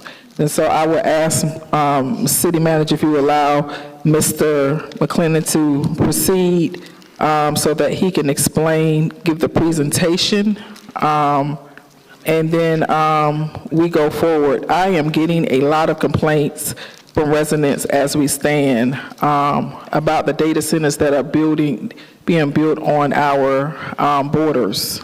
And we have no control over what other municipalities do, but we can control the things that happen in our city. I did have a conversation with Georgia Power, and they have refuted any claims that data centers have caused power resource issues. What they did say is that they make an assessment when new projects and new development come online, and if they feel that the grid needs to be expanded or updated, they make accommodations for all development. They do not have any issues with data centers overpowering the resources of the power resource. Thank you. Mr. McClendon. Mayor, will you allow Mr. McClendon to speak? So the presentation's already on the agenda, so, and go ahead, Mr. McClendon. Ms. Harrison, can you pull up the... All right, thank you, Mr. Mayor and members of council. Reggie McClendon, Managing Director. Managing Director of Community Development and Regulatory Affairs. So we already did a full presentation on this at a previous work session, so this is going to be fairly abbreviated. What I will say really quickly to start out is that we did make some changes to this between the work session and now, mainly that I believe the version that was of this text amendment that was presented at the work session named data centers as a use that was allowable by right in the M1 and M2 zoning districts. That has been changed by request of the sponsoring council member to be a use that is allowable by special use permit in the M1 and M2 zoning district. So to go over some of the points fairly quickly, what this text amendment does is it creates a definition of a data center. It also allows that data centers in the M1 and M2 zoning districts, which are our industrial zoning districts here in the city of South Fulton. It requires them via special use permit, and it creates the appropriate parking requirements for these data centers. One of the main complaints that we were getting from the data center developers were that they were being required to create way too many parking tests. They were being required to create way too many parking spaces for this particular use, because we were treating them like we would treat any other warehouse use, and that in those warehouse uses needed way too many parking spaces. You can see on this slide the actual definition for data center, which is fairly technical, but we believe it captures what a data center is, and we are requiring three parking spaces per 1,000 feet of office space that is going to be within that data center. Most of the space in the data center is going to are used to house computing equipment. And so, but we're going to calculate the parking spaces based on the office space and not the space that's going to be used to house those servers. And that is an industry standard. So some of the additional data center regulations are that it's going to, you're going to have 20 acres minimum to develop a data center in the city. We're going to have a 40-foot height restriction. You will be required to have a 50-foot wide landscape strip, a 100-foot buffer from any residential development that is adjacent to the parcel. There will be building facade requirements. There also will be lighting requirements. We didn't go in depth on these slides because these are fairly in-depth requirements, but I can explain them more if you need that.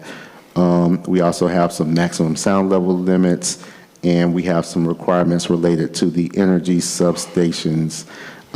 And we specifically added a requirement that was requested by the city manager that when someone comes in and requests one of these data centers, we're going to require them to do an energy study to show us or to estimate for us how much energy that data center is going to be consuming, so that we can have that information going forward. So that is basically what this text amendment is going to do, and allow us to correctly permit these data centers going forward. And I will also state that what also should be on your agenda for tonight is a change to our fee schedule that is going to raise or going to add a fee for how we permit data centers. Our building inspection company that we outsource has reached out to us and told us that it's a fairly exorbitant cost for them to to permit these data centers and do all of the reviews. They've passed that cost along to us. So we are going to pass that cost along to the data centers as they come in to get permitted. And so we've added that fee to our fee schedule, and there is a resolution that is on for you to pass tonight. And even in that fee doesn't really adequately capture the full cost of how much it costs to permit these data centers. We're going to probably have to embark on the process of doing a full-scale fee study to fully capture that cost of permitting data centers, as well as just capturing the cost of the inflationary effect that has gone on over the past few years in the permitting world. So with that, I'll take any questions. All right, thank you. I'm looking at the speaker's queue. The chair recognizes Dr. Rao. Point of order, Mr. Mayor. The chair recognizes Mayor Pro Tem Sebastian for your point of order. I did not hear us do a motion and get a second before discussion, so are we? I'm going to refer to our parliamentarian. Is a motion and a second required for us to have discussion on an item? No, not at the moment, no. Thank you. All right, the chair recognizes Dr. Rao. I want to thank the staff for addressing a number of the concerns I raised at our work session. I think we've taken a pretty good sweep to try to cover as many of the bases. I'm sure we'll continue to refine, but I think it is important that we have some regulations on data centers. So thank you for hearing the concerns. Thank you. All right, thank you. The chair recognizes Councilwoman Pritchett. Yes. Thank you for recognizing me.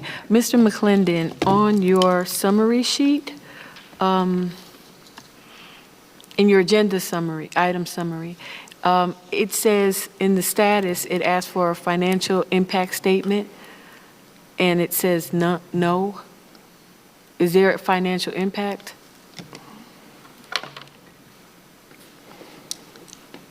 No. Okay. I would say that there is not. We're already allowing data centers in our industrial districts because we are already allowing them as though we would allow any other warehouse. And so there's really no difference in what we're already doing. We're just defining it more specifically and regulating it differently. And then underneath that, it says legislative process complete, and it says no. What does that mean? Can she repeat the question? Okay, so underneath that, on my question is on the City of South Fulton agenda item summary. It's one of the attachments. In the status box, legislative process complete, it says no. What exactly does that mean? This did not go through the legislative process, or if you could explain that, or? I'm sorry, I cannot explain that. I don't enter it into the legislative process, so that might be. That might be a question for our clerk or our city manager. Yes, well, first to answer your question, this item did go through the legislative process. That box you see there is part of the civic clerk agenda summary sheet. So when the department fills it out, they should check whether or not it has completed the process. And that's just, I think, a training issue that we just need to update. And Mr. McClendon, my understanding is that data centers use a lot of water or need to be near water for the cooling or something to that effect. Is that something that's addressed here, or am I correct in saying that? Well, we reached out to Atlanta Watershed on that issue, and what they relayed back to us was that they don't have any specific concerns or requirements when dealing with water, when dealing with data centers. And apparently there are a lot of data centers that have been recently constructed, specifically south of I-20. And so they have quite a bit of experience with this. What they've said is that they deal with each one independently, in that they deal with it just like they would deal with any other large-scale commercial project, but they don't specifically have any concerns about data centers. And I also see that one of the conditions, I suppose, is that the proximity to a residential area would be 100 feet. Would that be the distance between the dais and maybe the back wall? Is that 100 feet? I wouldn't venture to try to, I'm bad with distances, so I couldn't, I wouldn't be able to tell you. I think, I'm sorry, I can't tell you how far that is.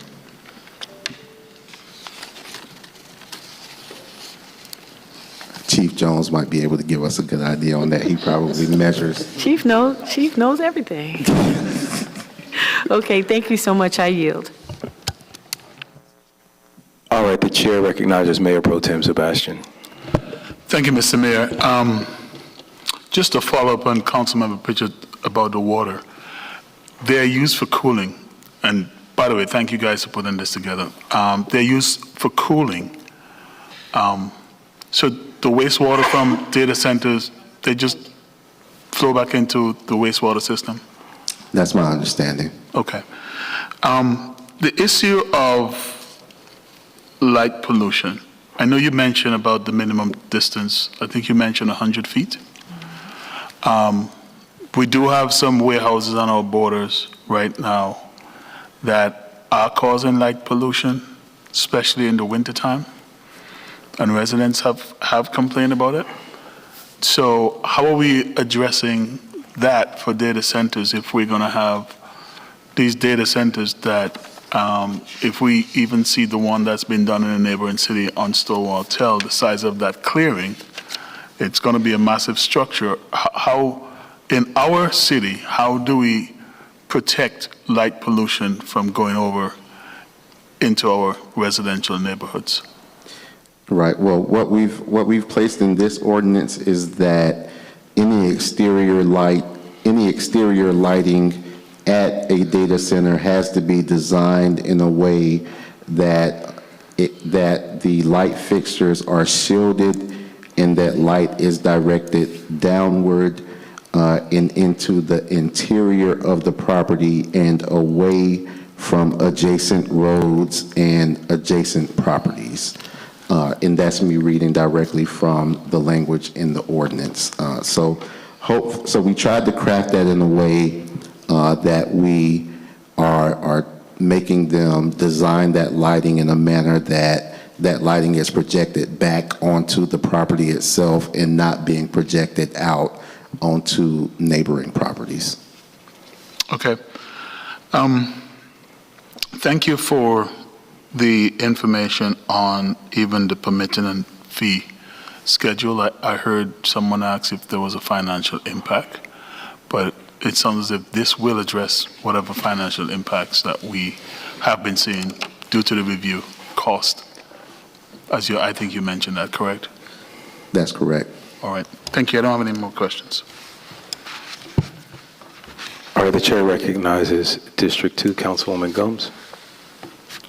So what I'm hearing is that the ordinance that we reviewed last week has been changed, 2 weeks ago has been changed, and it has added, language to address those things that we talked about, the biggest concern. I think my question is, one, how many data centers do we currently have, and how many do we have in the city overall? And how will this impact the process of them coming through to get special permits? My understanding is that we currently have 5 that are coming. And those are already permitted. Some of them are already under construction. And those are just the ones that are actually in the city of South Fulton. There are some that are extremely adjacent to the city of South Fulton, so they're basically in the city of South Fulton, but they don't have South Fulton addresses. the way this will affect it is that any new data centers that are going to attempt to locate within the city of South Fulton will have to come before city council to get a special use permit. So they will go through the same special use permit process that any other use that goes through the application process, the planning commission process, and the public hearing process goes through in the final vote process. As we've done tonight, we'll have to go through to get special use approval. So they have to go through the entire process of zoning the same way that regular cases go through? That's correct. Okay, all right. Thank you. All right. Councilwoman Williams-Brown. Thank you. Thank you, Mayor. Councilwoman Gums asked part of my question, and now having heard that answer, how do we have 5 data centers coming if they haven't come to us to be able to come, if that makes sense? Because of the way that we were categorizing them prior to us having a definition for what a data center is, because this is an emerging use, and understand that South Fulton is certainly not the only jurisdiction that's dealing with data centers as an emerging use. We were on a call with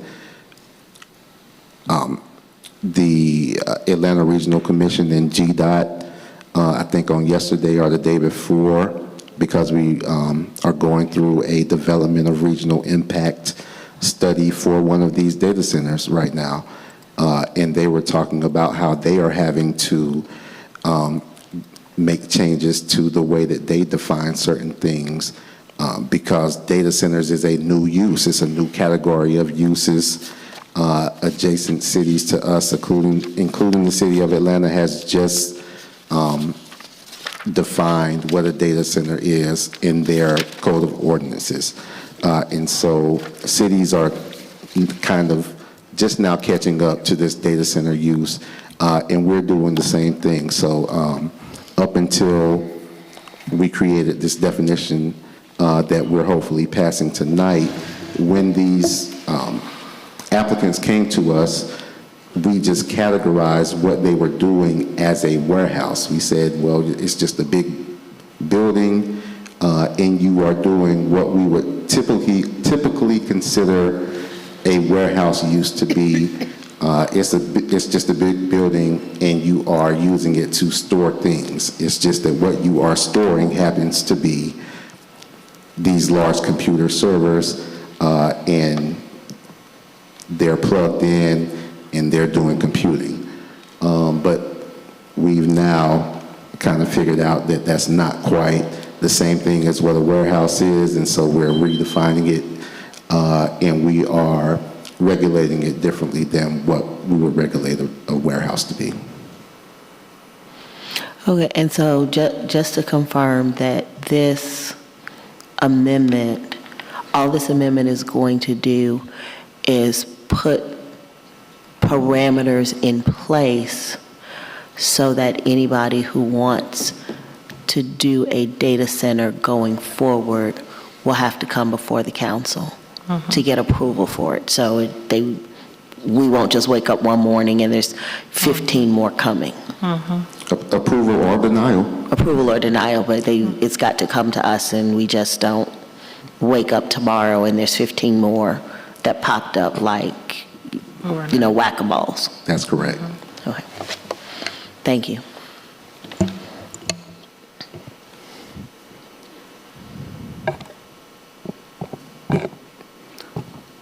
All right, before we go into our second round, I have some comments and questions. My first is, who does the energy study? The applicant would have to go out and find and contract with a firm to do that. All right, I'm a little concerned that the applicant who wants it is doing their own energy study. I'm also a little,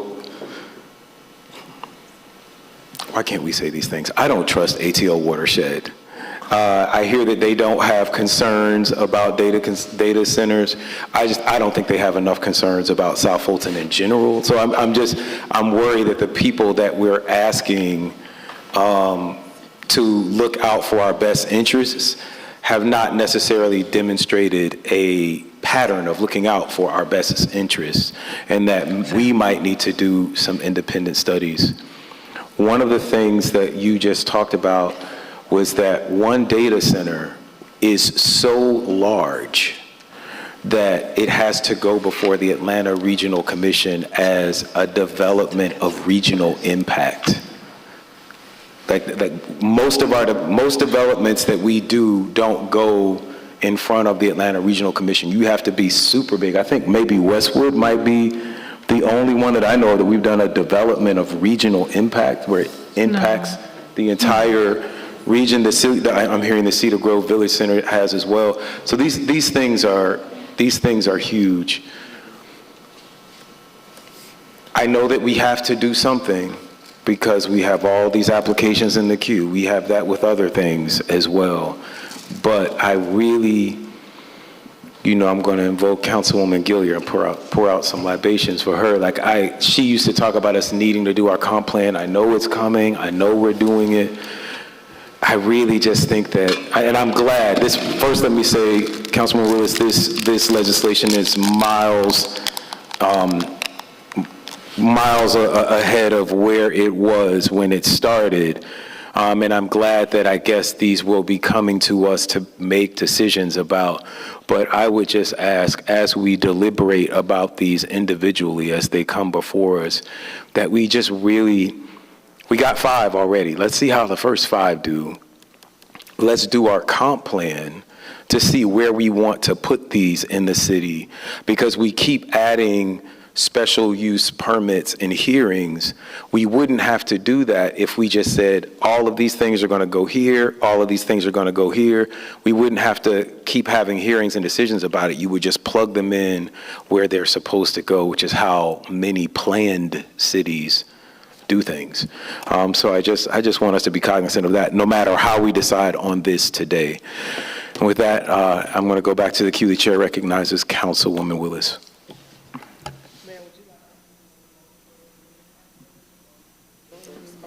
Go ahead. Thank you. This ordinance amendment, text amendment, does a little bit more than request for data centers to come before us for special use, which allows us to control how many we come in our city. If you could pull up the conditions, I'm not going to read them all, but it also allows us to put conditions around these data centers and require certain things to happen, such as the buffer. 50 feet buffers is in our code, but we are requiring that data centers provide a 100-foot buffer between residents and these centers. There may not be the ideal situation, but one, I will take them over the warehousing because they provide less truck traffic. We do get lots of revenue with them.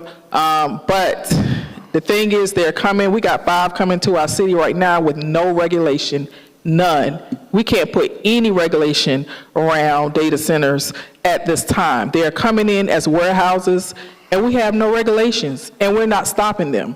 And so when I heard more is coming, I just wanted to make sure we had something to allow us to put some type of regulation and also control, how many is allowed in our city. It's just that simple. Thank you. At this time, Mayor, I would like to make a motion to approve this measure with all of the conditions sounded by the clerk. Second. All right, it's been properly moved and seconded. Any further discussion? Chair recognizes Mayor Pro Tem Sebastian. Thank you, Mayor. We kind of heard a lot of things, like these things are all negative. But I was going to ask you, Mr. Managing Director, are there any positives that we can look forward from these developments? That's my first question. My second question is, we already have 5 coming, right, into our area, and given how large these things are we, even before we are finished with our comp plan, is there any way that we can actually limit them legally, as long as they have the zoning? That's number one, because I think I know my own answer, but I want you to say it for the public's benefit, because if they have the zoning, we know what can happen. So can you elaborate a little bit more, please? To answer the second question first, I think that this text amendment would limit them because it allows you the opportunity to review each one before it gets approval. So it allows you to limit them because it wouldn't be able to come before you. Now it does. If you wanted to say limit them by number or something of that nature, you would have to pass a separate ordinance to do that, and that could be a possibility, I would say. So even if the zoning currently exists and they come forward to meet and agree to all the conditions, are you saying we're still able as a council to legally deny these if we thought we were getting too many? That's really where I'm going, because of course we're saying it's going to go in M1 and M2, and we don't know what else they're going to be able to do if they have those properties that are already zoned M1 and M2. It's a difficult question to answer, because you're saying if they already have the zoning. I interpret that to mean if they already have an entitlement. M1 and M2? Which kind of gets into some legal questions. And I am not your lawyer, so I don't want to start going down that road. You could play one on TV, though. But thank you. I get it. So the first question. And then the first question, and what anybody's going to say if you ask them what the benefit of data centers are, is that they are, from what everybody says, basically just very large money printing machines. They're worth billions and billions of dollars, and supposedly they're going to pay that money in taxes. All right. Thank you, sir. Seeing and hearing no further discussion, we'll take this vote in the queue and online. Okay, we have a motion and second. The vote is open.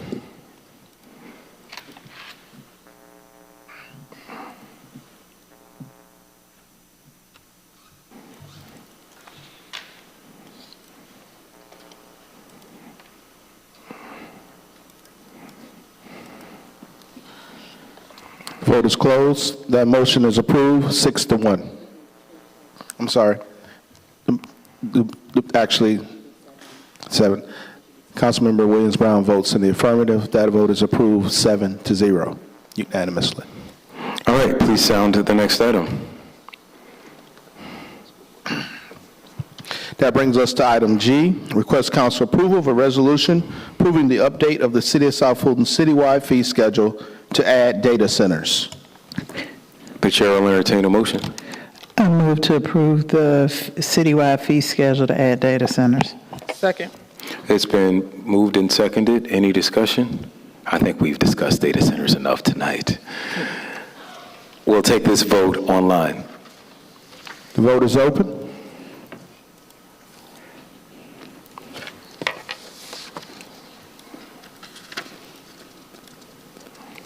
The vote is closed. That item was approved, 7-0.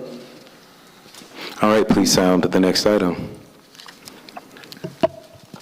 That brings us to Roman numeral 12 under agenda items. The first item is procurements and contracts. Number 1, the General Service Department requests approval to amend the contract with Prayani Construction to provide standby general contracting services for facilities for the city for $2 million. The agreement is a piggyback of the State of Georgia contract number 99999 SPD S202000901-0020 for a total not exceeding $4 million and the option to renew for 2 one-year terms. The chair will entertain a motion. I move to approve the contract with Parani for an additional $2 million for a total not to exceed $4 million.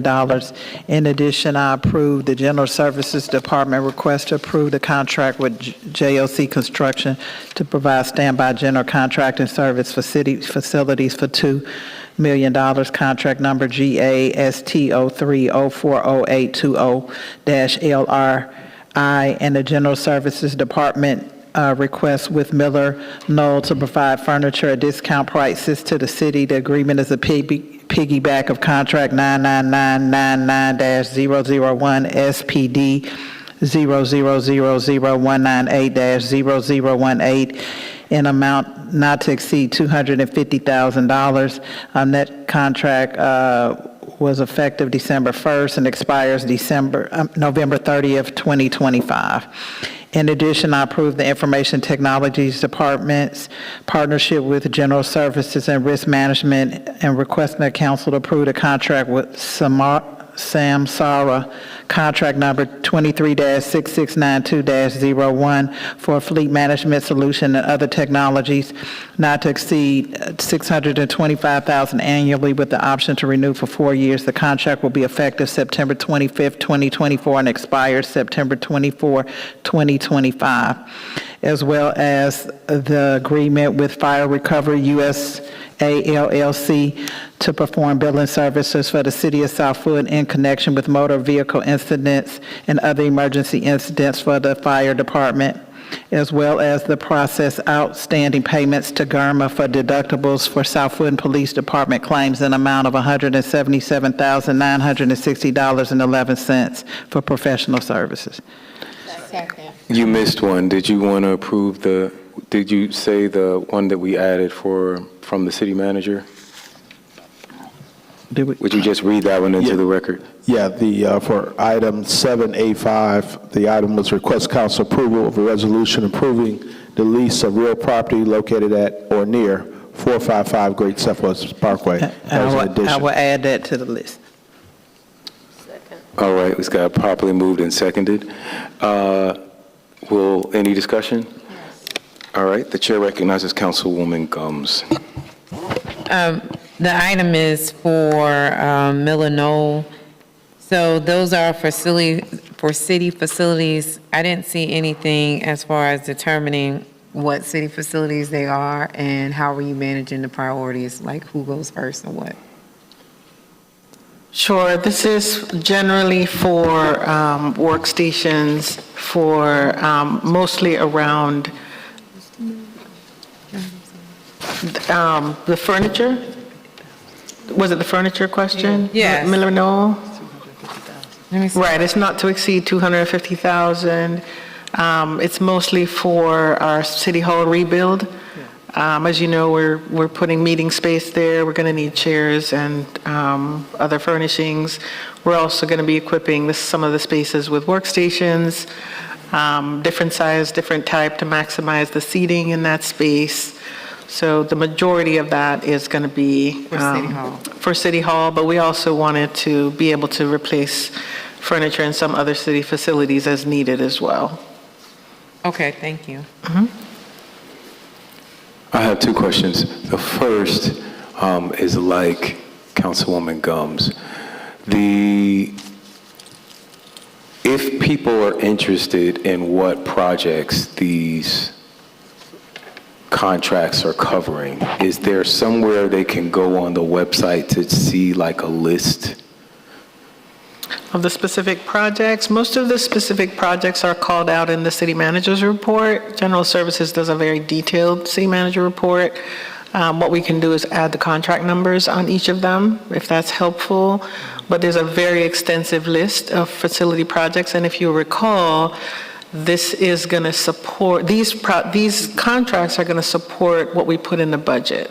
So the budget is the authority to spend. Now we have to have a mechanism to spend, and a significant amount of work is going to be done on deferred maintenance and improvements to city facilities and parks. Thank you. That was more for the edification of the public. So those of y'all who call our office and like, what is this contract for? It's in the city manager's report. It's for you all to read as well. My last question, though, is about the fire recovery services. I know Chief Jones is here. I just want to be clear for people who might see this. We are not going after people. Correct. Could you just say a little bit about what the recovery services are for? Sure. As you know, we don't bill individuals for our fire services. However, we do respond to a number of incidents and accidents where insurance companies do have a liability and a responsibility to pay for some of our services.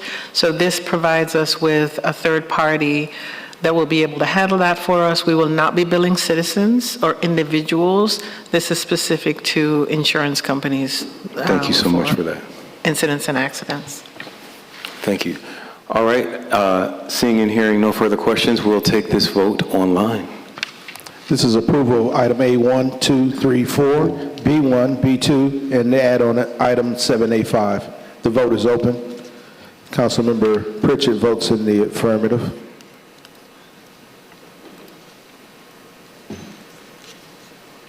That item is approved, 7-0. Those items. All right, thank you. Please sound the next item. That brings us to letter C under Public Works. The Public Works Department is requesting the City Council's approval to renew the term contract pursuant to request for proposal standby engineering services to provide transportation engineering and design services between RS&H Incorporated, American Engineers Incorporated, and CAFRA Engineering Consultants Incorporated, and the City of South Fulton, authorizing the mayor to execute the same and authorizing the city manager to execute all administrative and budgetary actions related to the agreement. The initial contract term of the agreement is for 1 year with 3 one-year automatic renewal options. The contract expires September 30th, 2024, and this is the first renewal.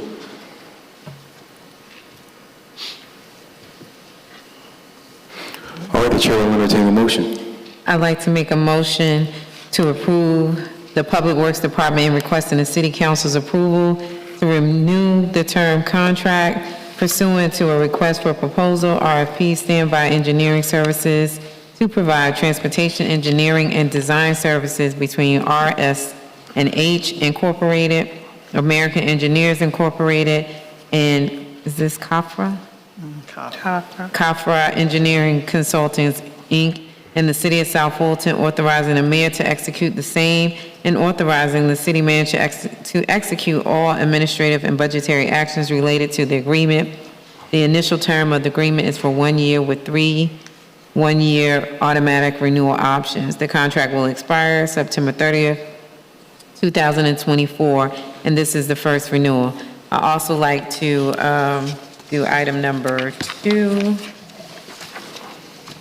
which is the Public Works Department is requesting council approval to piggyback DeKalb County's contract number ITB 23-101587, tree cutting and removal services, Bartlett Tree Expert, City of South Fulton, contract 23-101587P, for an estimated contract amount of a do not exceed amount of $500,000 annually, and approved contract renewals to provide cutting and trimming, removal, pruning, and labor for Public Works Department on a contractual as if and or when needed basis. The initial 3-year agreement from November 8th, 2023 through January 31st, 2025, with the option to renew for 2 additional 1-year periods through January 31, 2027. Also, number 3, the Public Works Department is requesting the City Council's approval to renew term contract pursuant to Professional Service Agreement, PSA, inventory mapping, assessment, dry weather screening, and other associated storm weather utility services between Integrated Science and Engineering LLC and the City of South Fulton for an annual amount not to exceed $398,115 per the remaining year of the contract. Number 4, the Community Development Department is requesting council approval for Piggyback Trees Atlanta contract SPCSDPR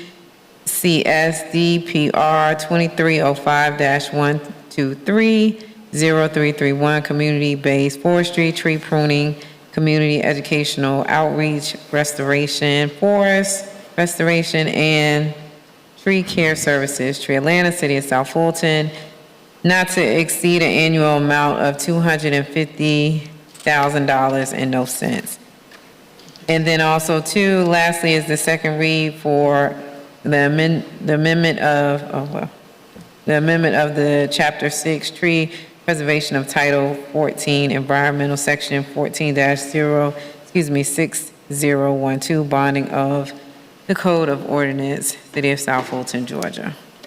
Second. It's been moved and seconded. Is there any discussion? You heard the New York come out. Was your hand raised, Dr. Rao? Yes, I wanted to know if we could take the last, the ordinance separate from the contracts. That was my request. Okay. I'm going to ask our parliamentarian, how do we handle that procedurally? Procedurally, she'd have to move to amend the motion. I move to amend the motion to allow for us to vote on items 1 through 4 and hold the second ordinance read. Second. All right, it's been properly moved and seconded. Any further discussion? Seeing and hearing none, we'll take this vote online. It's a motion to approve item C1, 2, 3, and 4. Vote is open.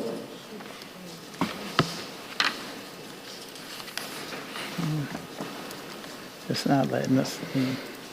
Yeah, it's not going down for me either. It's, Stuck. well, all you gotta do is go, on the issue screen and hit save. That's what I just did. I'll tell you what, while we set up for the next vote, let's just take this one by a show of hands. All you do. I just did it. I just did it. It worked. Because I only see one raised hand. Oh, I recorded them online. You recorded them online? Okay. Okay, we got it. So the vote is 7-0 to approve items 1, 2, 3, and 4. All right, please sound the next item. That brings us to item 5, second read, an ordinance to amend Chapter 6, Tree Preservation of Title 14 Environmental, Section 14.6012, bonding of the Code of Ordinances, City of South Fulton, Georgia, sponsored by Councilmember Willis. The chair will entertain a motion. I move that we approve this measure. Second. All right, it's been properly moved and seconded. Is there any discussion? Yeah, All right. I do have discussion. I have some heartburn about this. There are a lot of big words in here, but my understanding is that this is to allow nonprofits to waive paying into the tree ordinance. All right. Madam Attorney, could you explain what the exemptions for refundable and non-refundable tree payment bonds are? Do you have that?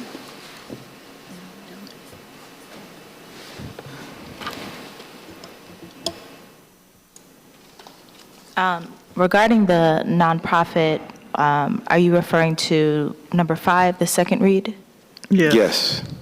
So this one, I would have to refer to Councilmember Willis, as this is her ordinance. As far as nonprofits, it's just giving specific parameters to ensure that we are being consistent across the board and not giving preferential treatment to one entity over the other. It's giving us objective parameters in order to determine when and under what circumstances we're going to waive, to ensure that we're not opening ourselves up for litigation as far as equal protection and unequal application of our ordinances. So this does allow nonprofits to waive their payment for the tree ordinance? Go ahead. From my understanding, it's entity, not necessarily specific to nonprofits. It's just giving us objective criteria in order to consider when we're going to waive in order to make sure that we're being consistent with our application across the board. Okay, so here are my concerns. The first is that the exemption shall apply, or that the article shall apply to a verified and registered 501c3 that brings a substantial public benefit to the city. There are lots of kinds of folks that have 501c3s, and substantial public benefit is the kind of vague language that often ends up being interpreted by a judge. My second concern is that this will de facto create another set of hearings for people with nonprofits who don't want to pay into the tree ordinance.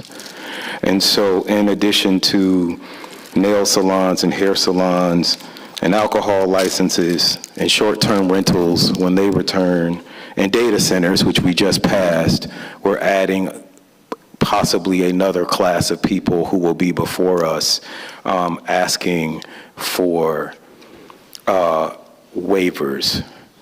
But my largest concern is this.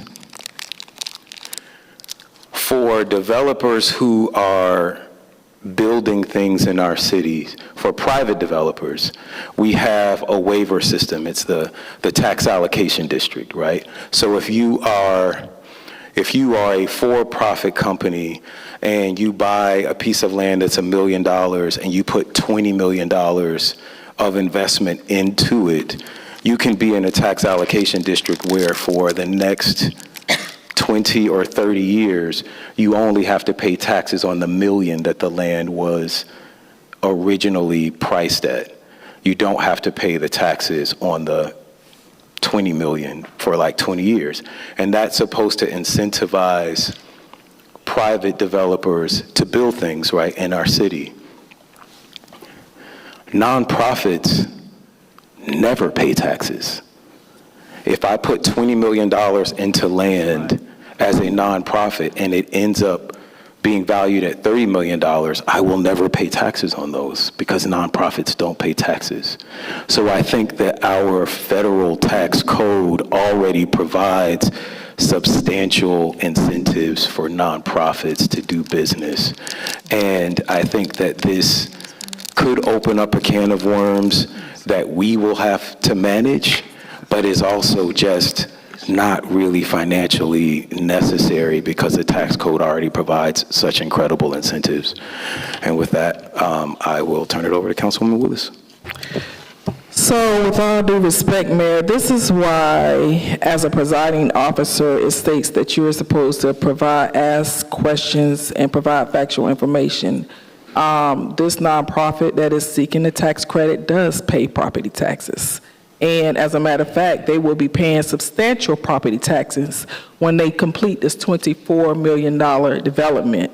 This is a nonprofit, and it is for a public good. And the public good is to house and treat and provide services to young women and children who have been victimized by one of the highest indecent and immoral crimes in this nation, and that's human sex trafficking.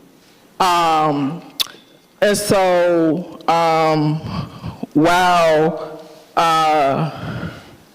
it is not true that they do not pay taxes, it is not true that this is a not-for-profit organization, and it is for a public good. And I am glad that this service is in South Fulton, in a inconspicuous place where it is surrounded by all of the highways and byways that run through Metro Atlanta. At their presentation, what this council did request is for a way that we had the mechanism to make sure that there was equity in this and process, and make sure that if we decide down the road where we wanted to give this type of provision to any other type of nonprofit that provided a substantial public good, that we had the discretion to do that. And that's what this ordinance does. It puts the parameters in place so that if we decide as a council we want to do this for a nonprofit who provides a substantial public good, we have that in place. Secondly, it is not uncommon for cities to incentivize businesses to do business in the city. It is not uncommon for cities to incentivize or help nonprofits who provide a substantial public good to their cities. Again, this is something that our economic development director has been working on with this company, Wellsprings, which is the national flagship organization that helped human sex trafficking victims for 3 years to bring online. This is something that he recommends, and we brought it to the city manager, and the city manager recommended that we take this approach to make sure that we do not open up a Pandora's box. She had the same concern, and she did not want to open up a Pandora's box. So this is what she requested for us to work with our attorney to make sure that we put parameters in place, and that's what this ordinance does, to make sure that we are not opening up Pandora's box. Thank you. Mr. Mayor, if I may just add further clarification. Yes, go ahead. I agree with you that the term substantial public benefit is a bit vague, and in order to move from something that's amorphous, we did put in these objective parameters to make it something that we could more easily apply across the board. And so that was the reasoning behind this ordinance. All right, thank you. Seeing and hearing no further questions or comments, we can take this vote online. The vote is open.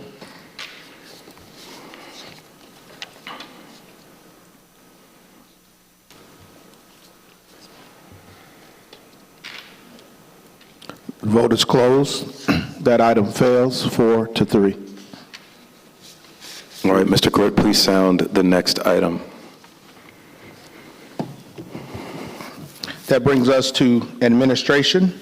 Number 1, request council approval of a resolution amending the City of Human Resources Policies and Procedures Manual, Ethical Conduct Policy, sponsored by Councilmember Gumbs.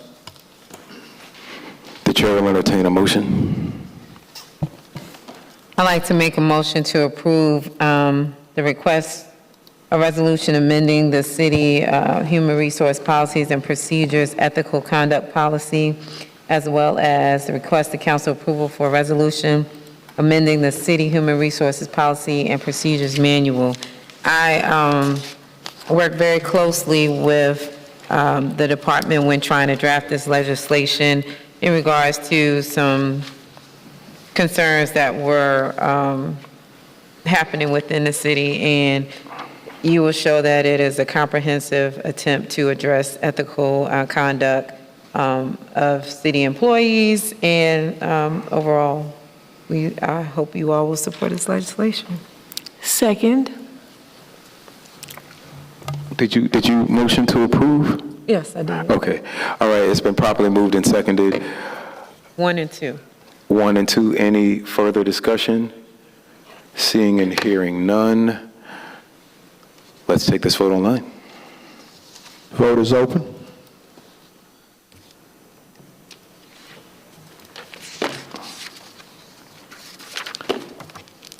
That item was approved unanimously.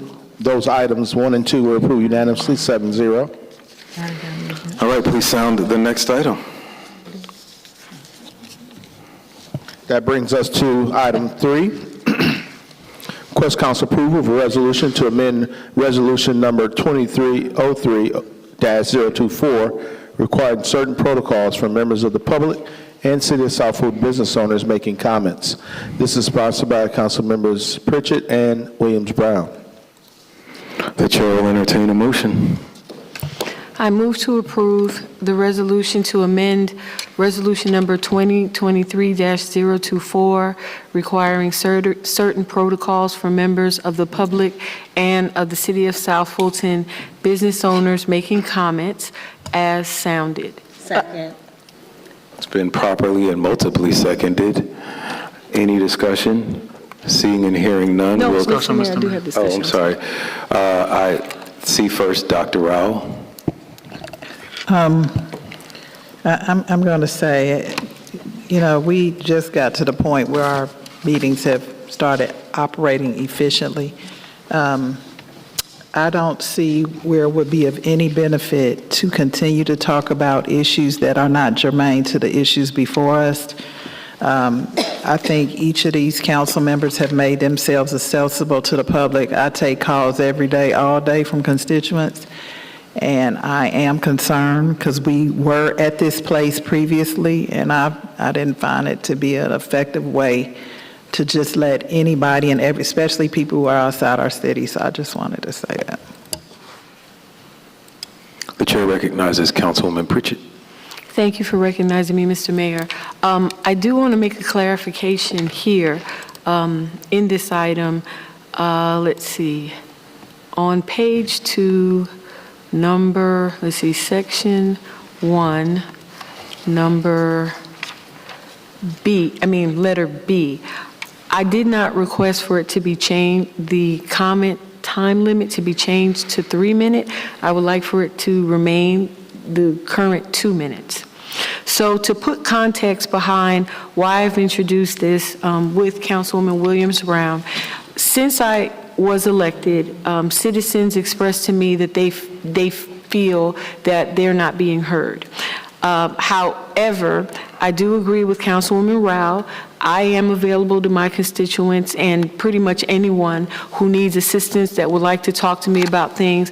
But I'm seeing that there are other commissions, boards, situations that we create claiming that we want to hear from citizens. So I feel that, yes, I believe our meetings have been very efficient, but I would like to see the type of participation that I used to see when the city was first formed. I was a resident that came and would provide a lot of public comment to the council.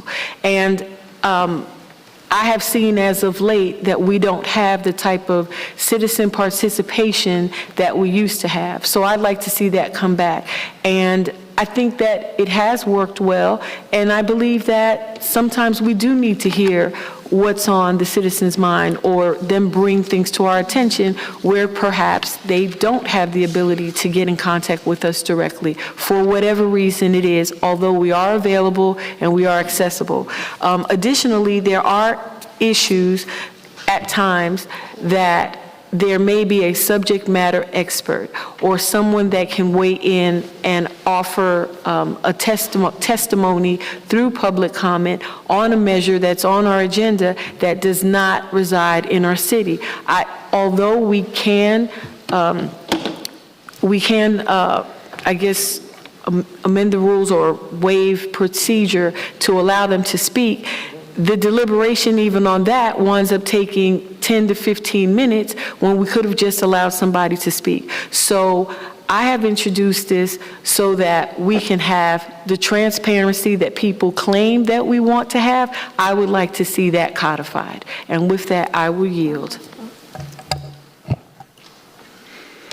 The chair recognizes Councilwoman Williams-Brown. Thank you, Mayor, for recognizing me. I think this is one of those situations where I find myself betwixt and between, because I wholeheartedly agree with Councilwoman Rao. The meetings have been much more orderly since we made the change to be able to limit the public comment to residents and to then amended it to business owners and that it must be germane to the agenda. On the other hand, I also agree with Councilwoman Pritchett in what she is saying about how residents feel And I know that I have gotten quite a lot of feedback along those lines myself. But I think that Councilwoman Rao's point is well taken. I'm very concerned that opening public comment back up will lead to the same types of abuse and abuses that were happening when I first came on the council in 2022. On the other hand, as Councilwoman Pritchett said, I still have residents calling and screaming at me on the phone about their trash not getting picked up or whatever, a tree fell in the yard or whatever they're mad about today. But if we're going to sit here in council meeting and we're going to argue about whether or not to allow someone to speak and prolong the meeting time, and y'all know how I feel about sitting here prolonging time unnecessarily, then we may as well let people go ahead and speak, and if we find that they are returning to being abusive, we can revisit this for a fourth time while we try to find a balance between allowing residents to come and have their say and preventing the types of verbal abuse, vitriol, and grandstanding that was happening when I first came on council. So, I hope that we don't go back to that place, but if we do go back to that place, certainly I will be in the forefront of revisiting this for the fourth time. And with that, I yield. The chair recognizes Councilman Sebastian. Thank you, Mr. Mayor.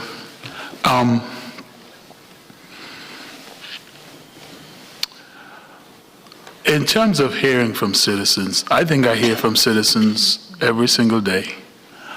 I forward their concerns, which are mostly operational, to the city manager and her team that have done a good job in handling these things.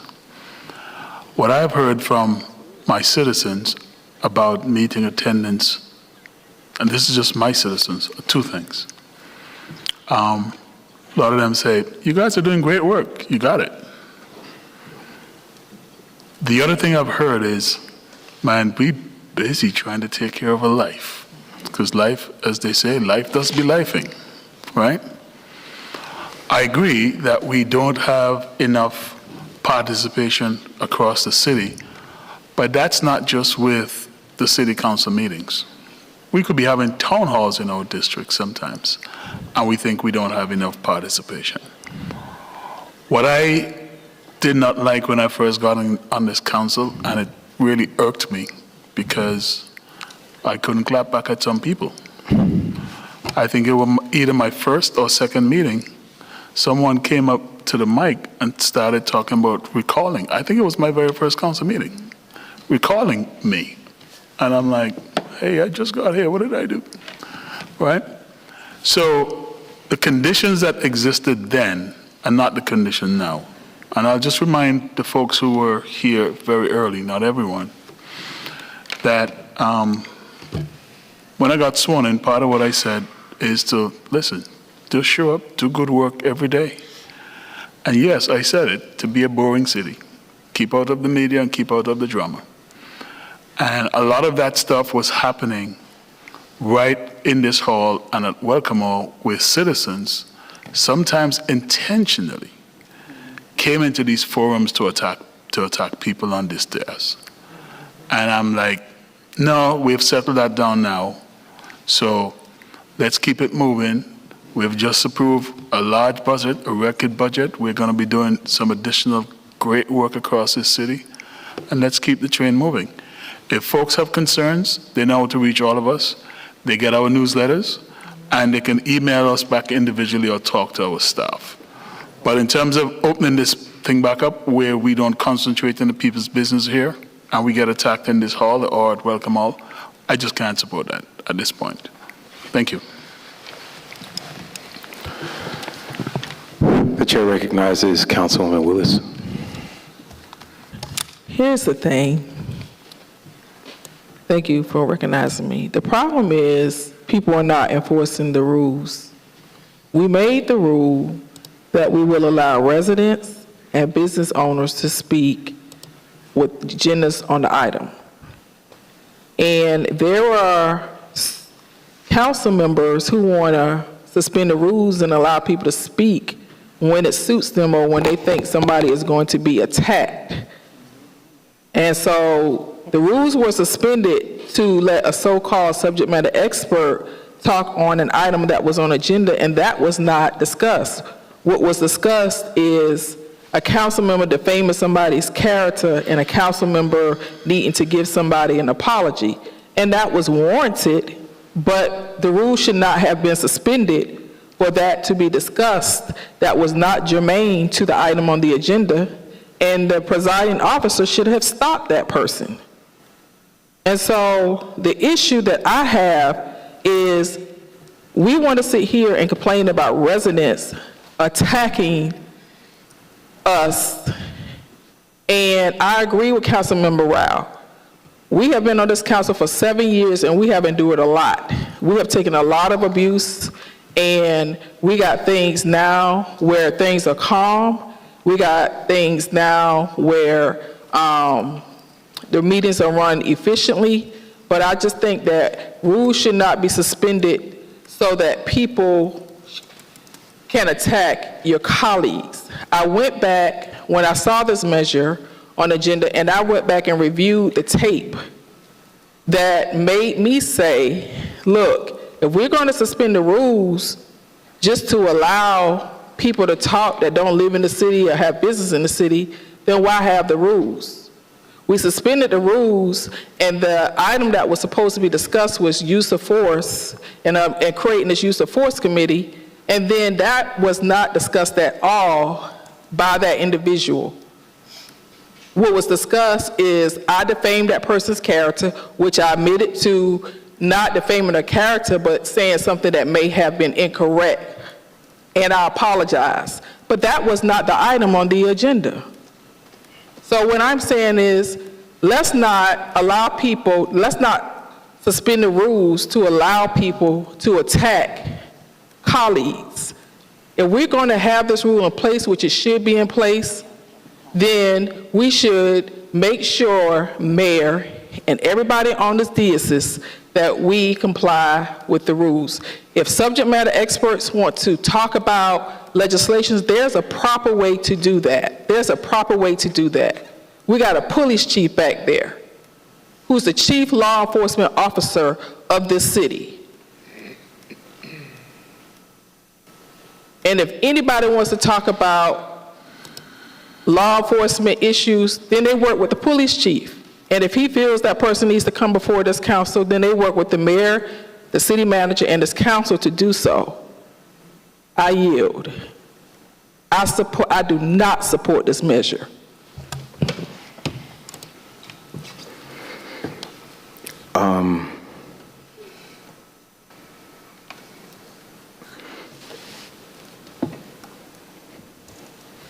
Before we do our second round, I wasn't going to say anything, but it's funny, we started off these council comments and I was talking about high school. I think that we have to develop a thicker skin.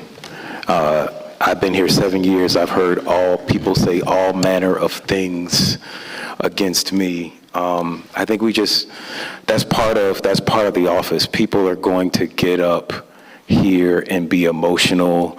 They're going to be aggressive. They're going to attack members of council. But they're also taking cues from us. We are the leaders. I remember when we changed the public comment rules, and that didn't make our meetings go better.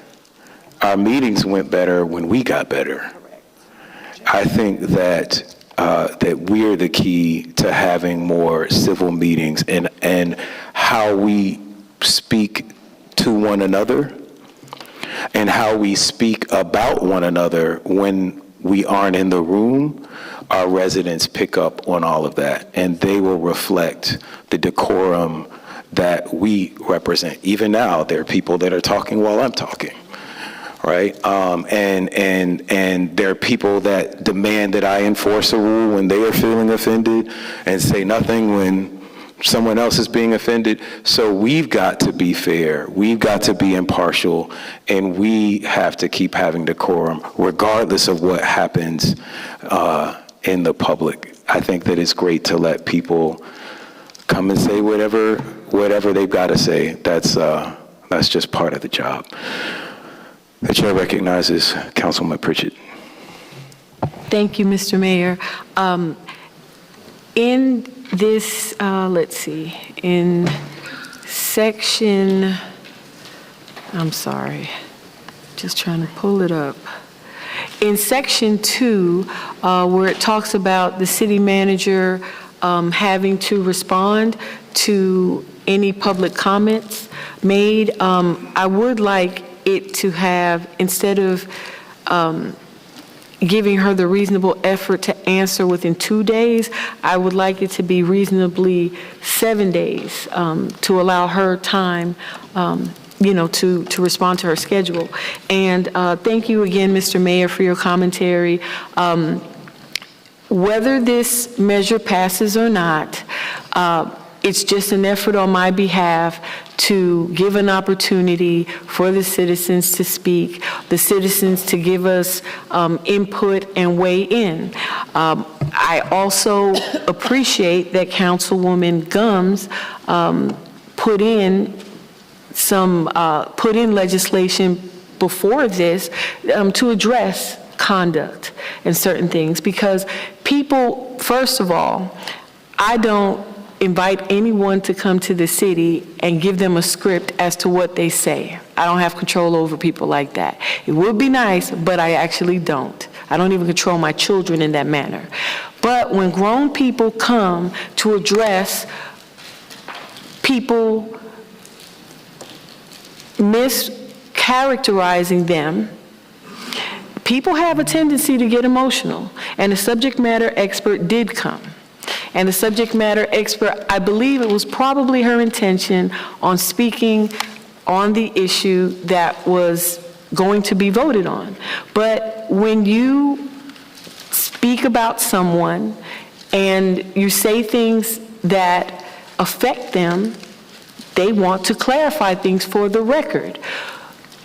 We hear all the time about different subject matter experts. I will never diminish the position that our chief holds and his experience in law enforcement. But he is not the only one. And even the chief does confer with people. Many of our department heads confer with other people in different capacities so that they can get the best practices on the legislation. So on one hand, we're saying that we only want to hear the people that we want to talk to, so we don't want citizens to talk. And how is that not hypocritical? However, I'm not here to bash anyone. I've just introduced a measure that the citizens have been asking me to introduce for over 1.5 years. Whether it passes or failed, the only thing that I could say is I tried. And with that, I yield. The chair recognizes Councilwoman Willis. When I have town hall meetings, I always have over 100 people to show up. When I am one of the most responsive individuals several other people on this diocese is to. People call me 24/7. Heck, I got calls during my mama's funeral. So when I am saying is to the point of Mayor Pro Tem Sebastian, Councilmember Rao, Councilmember Gumbs, we are very responsive to our constituents. If an item is on the agenda, they're welcome to come down here and speak. If they got business in the city, they're welcome to come down here and speak. Yes, Chief Meadows is not the only one, but he's our only one. He's our only chief in the city of South Fulton. So if subject matter experts got opinions about how our law enforcement division should operate, respect should be given to our police chief. They should work with him. If he deems necessary for them to come before this council and address this council, then there's proper protocol for them to do so. Thank you.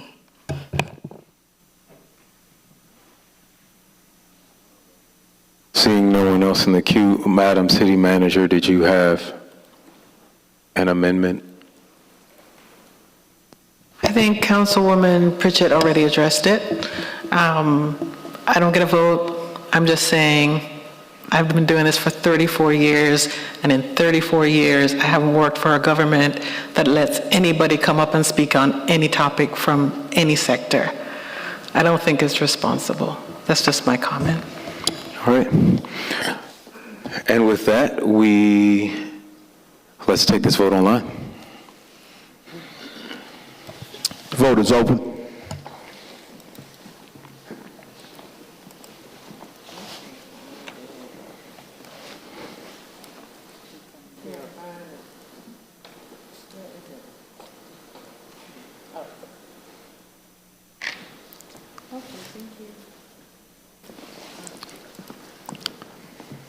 Councilor Gomes, okay, thank you. That motion fails. The final vote is 2-4-1 with one abstention. Not to put you on the hot seat, Councilwoman Bell, what is our rule about abstentions? The rule is if there's an abstention, there has to be an explanation for the abstention.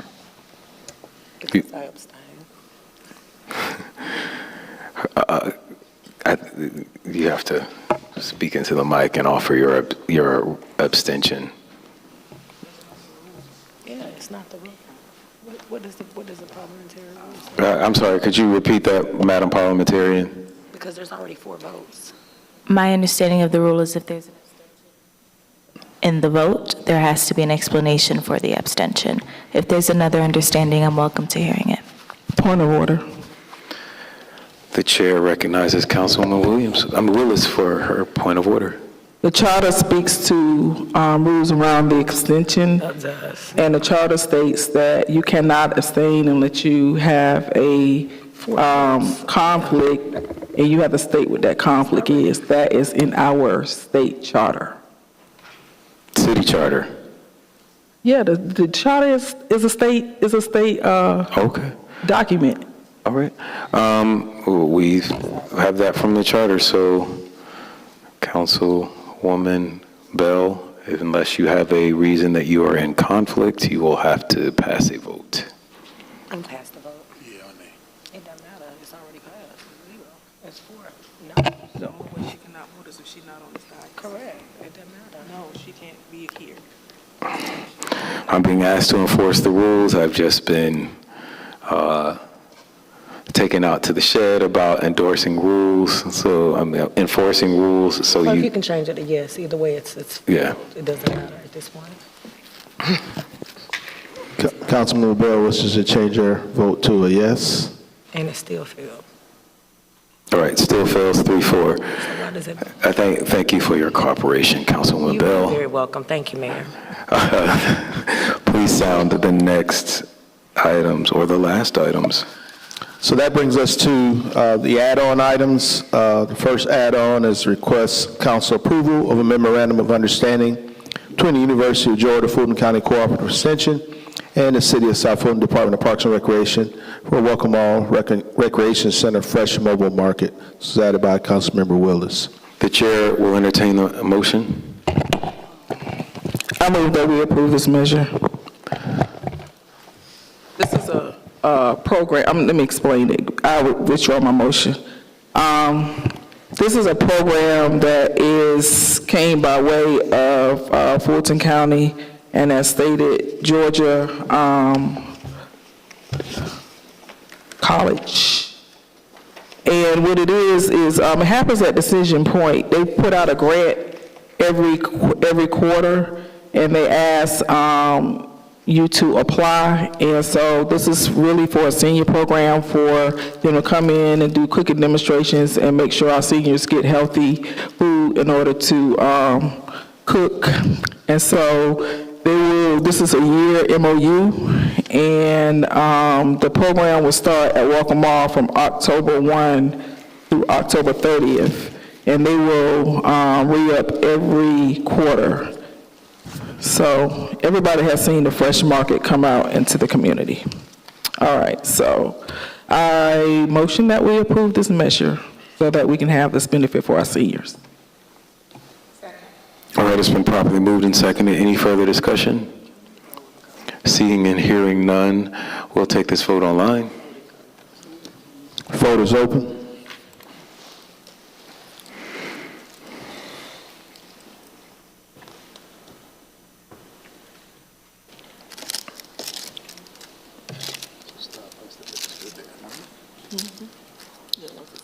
That motion passed unanimously.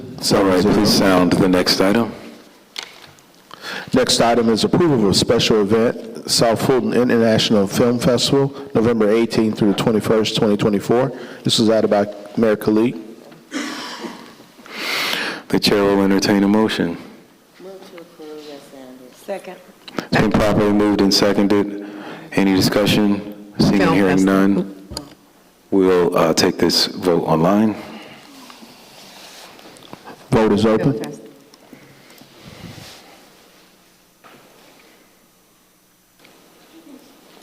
Motion approved unanimously, 7-0. All right, please sound the next item. Next item is approval of appointments to the Use of Force Board from Councilmember Gomes, Councilmember Willis, Councilmember Williams-Brown, and Councilmember Pritchett. Second. It's been properly moved and seconded. Seeing and hearing no discussion, let's take this vote online. Vote is open. They didn't get.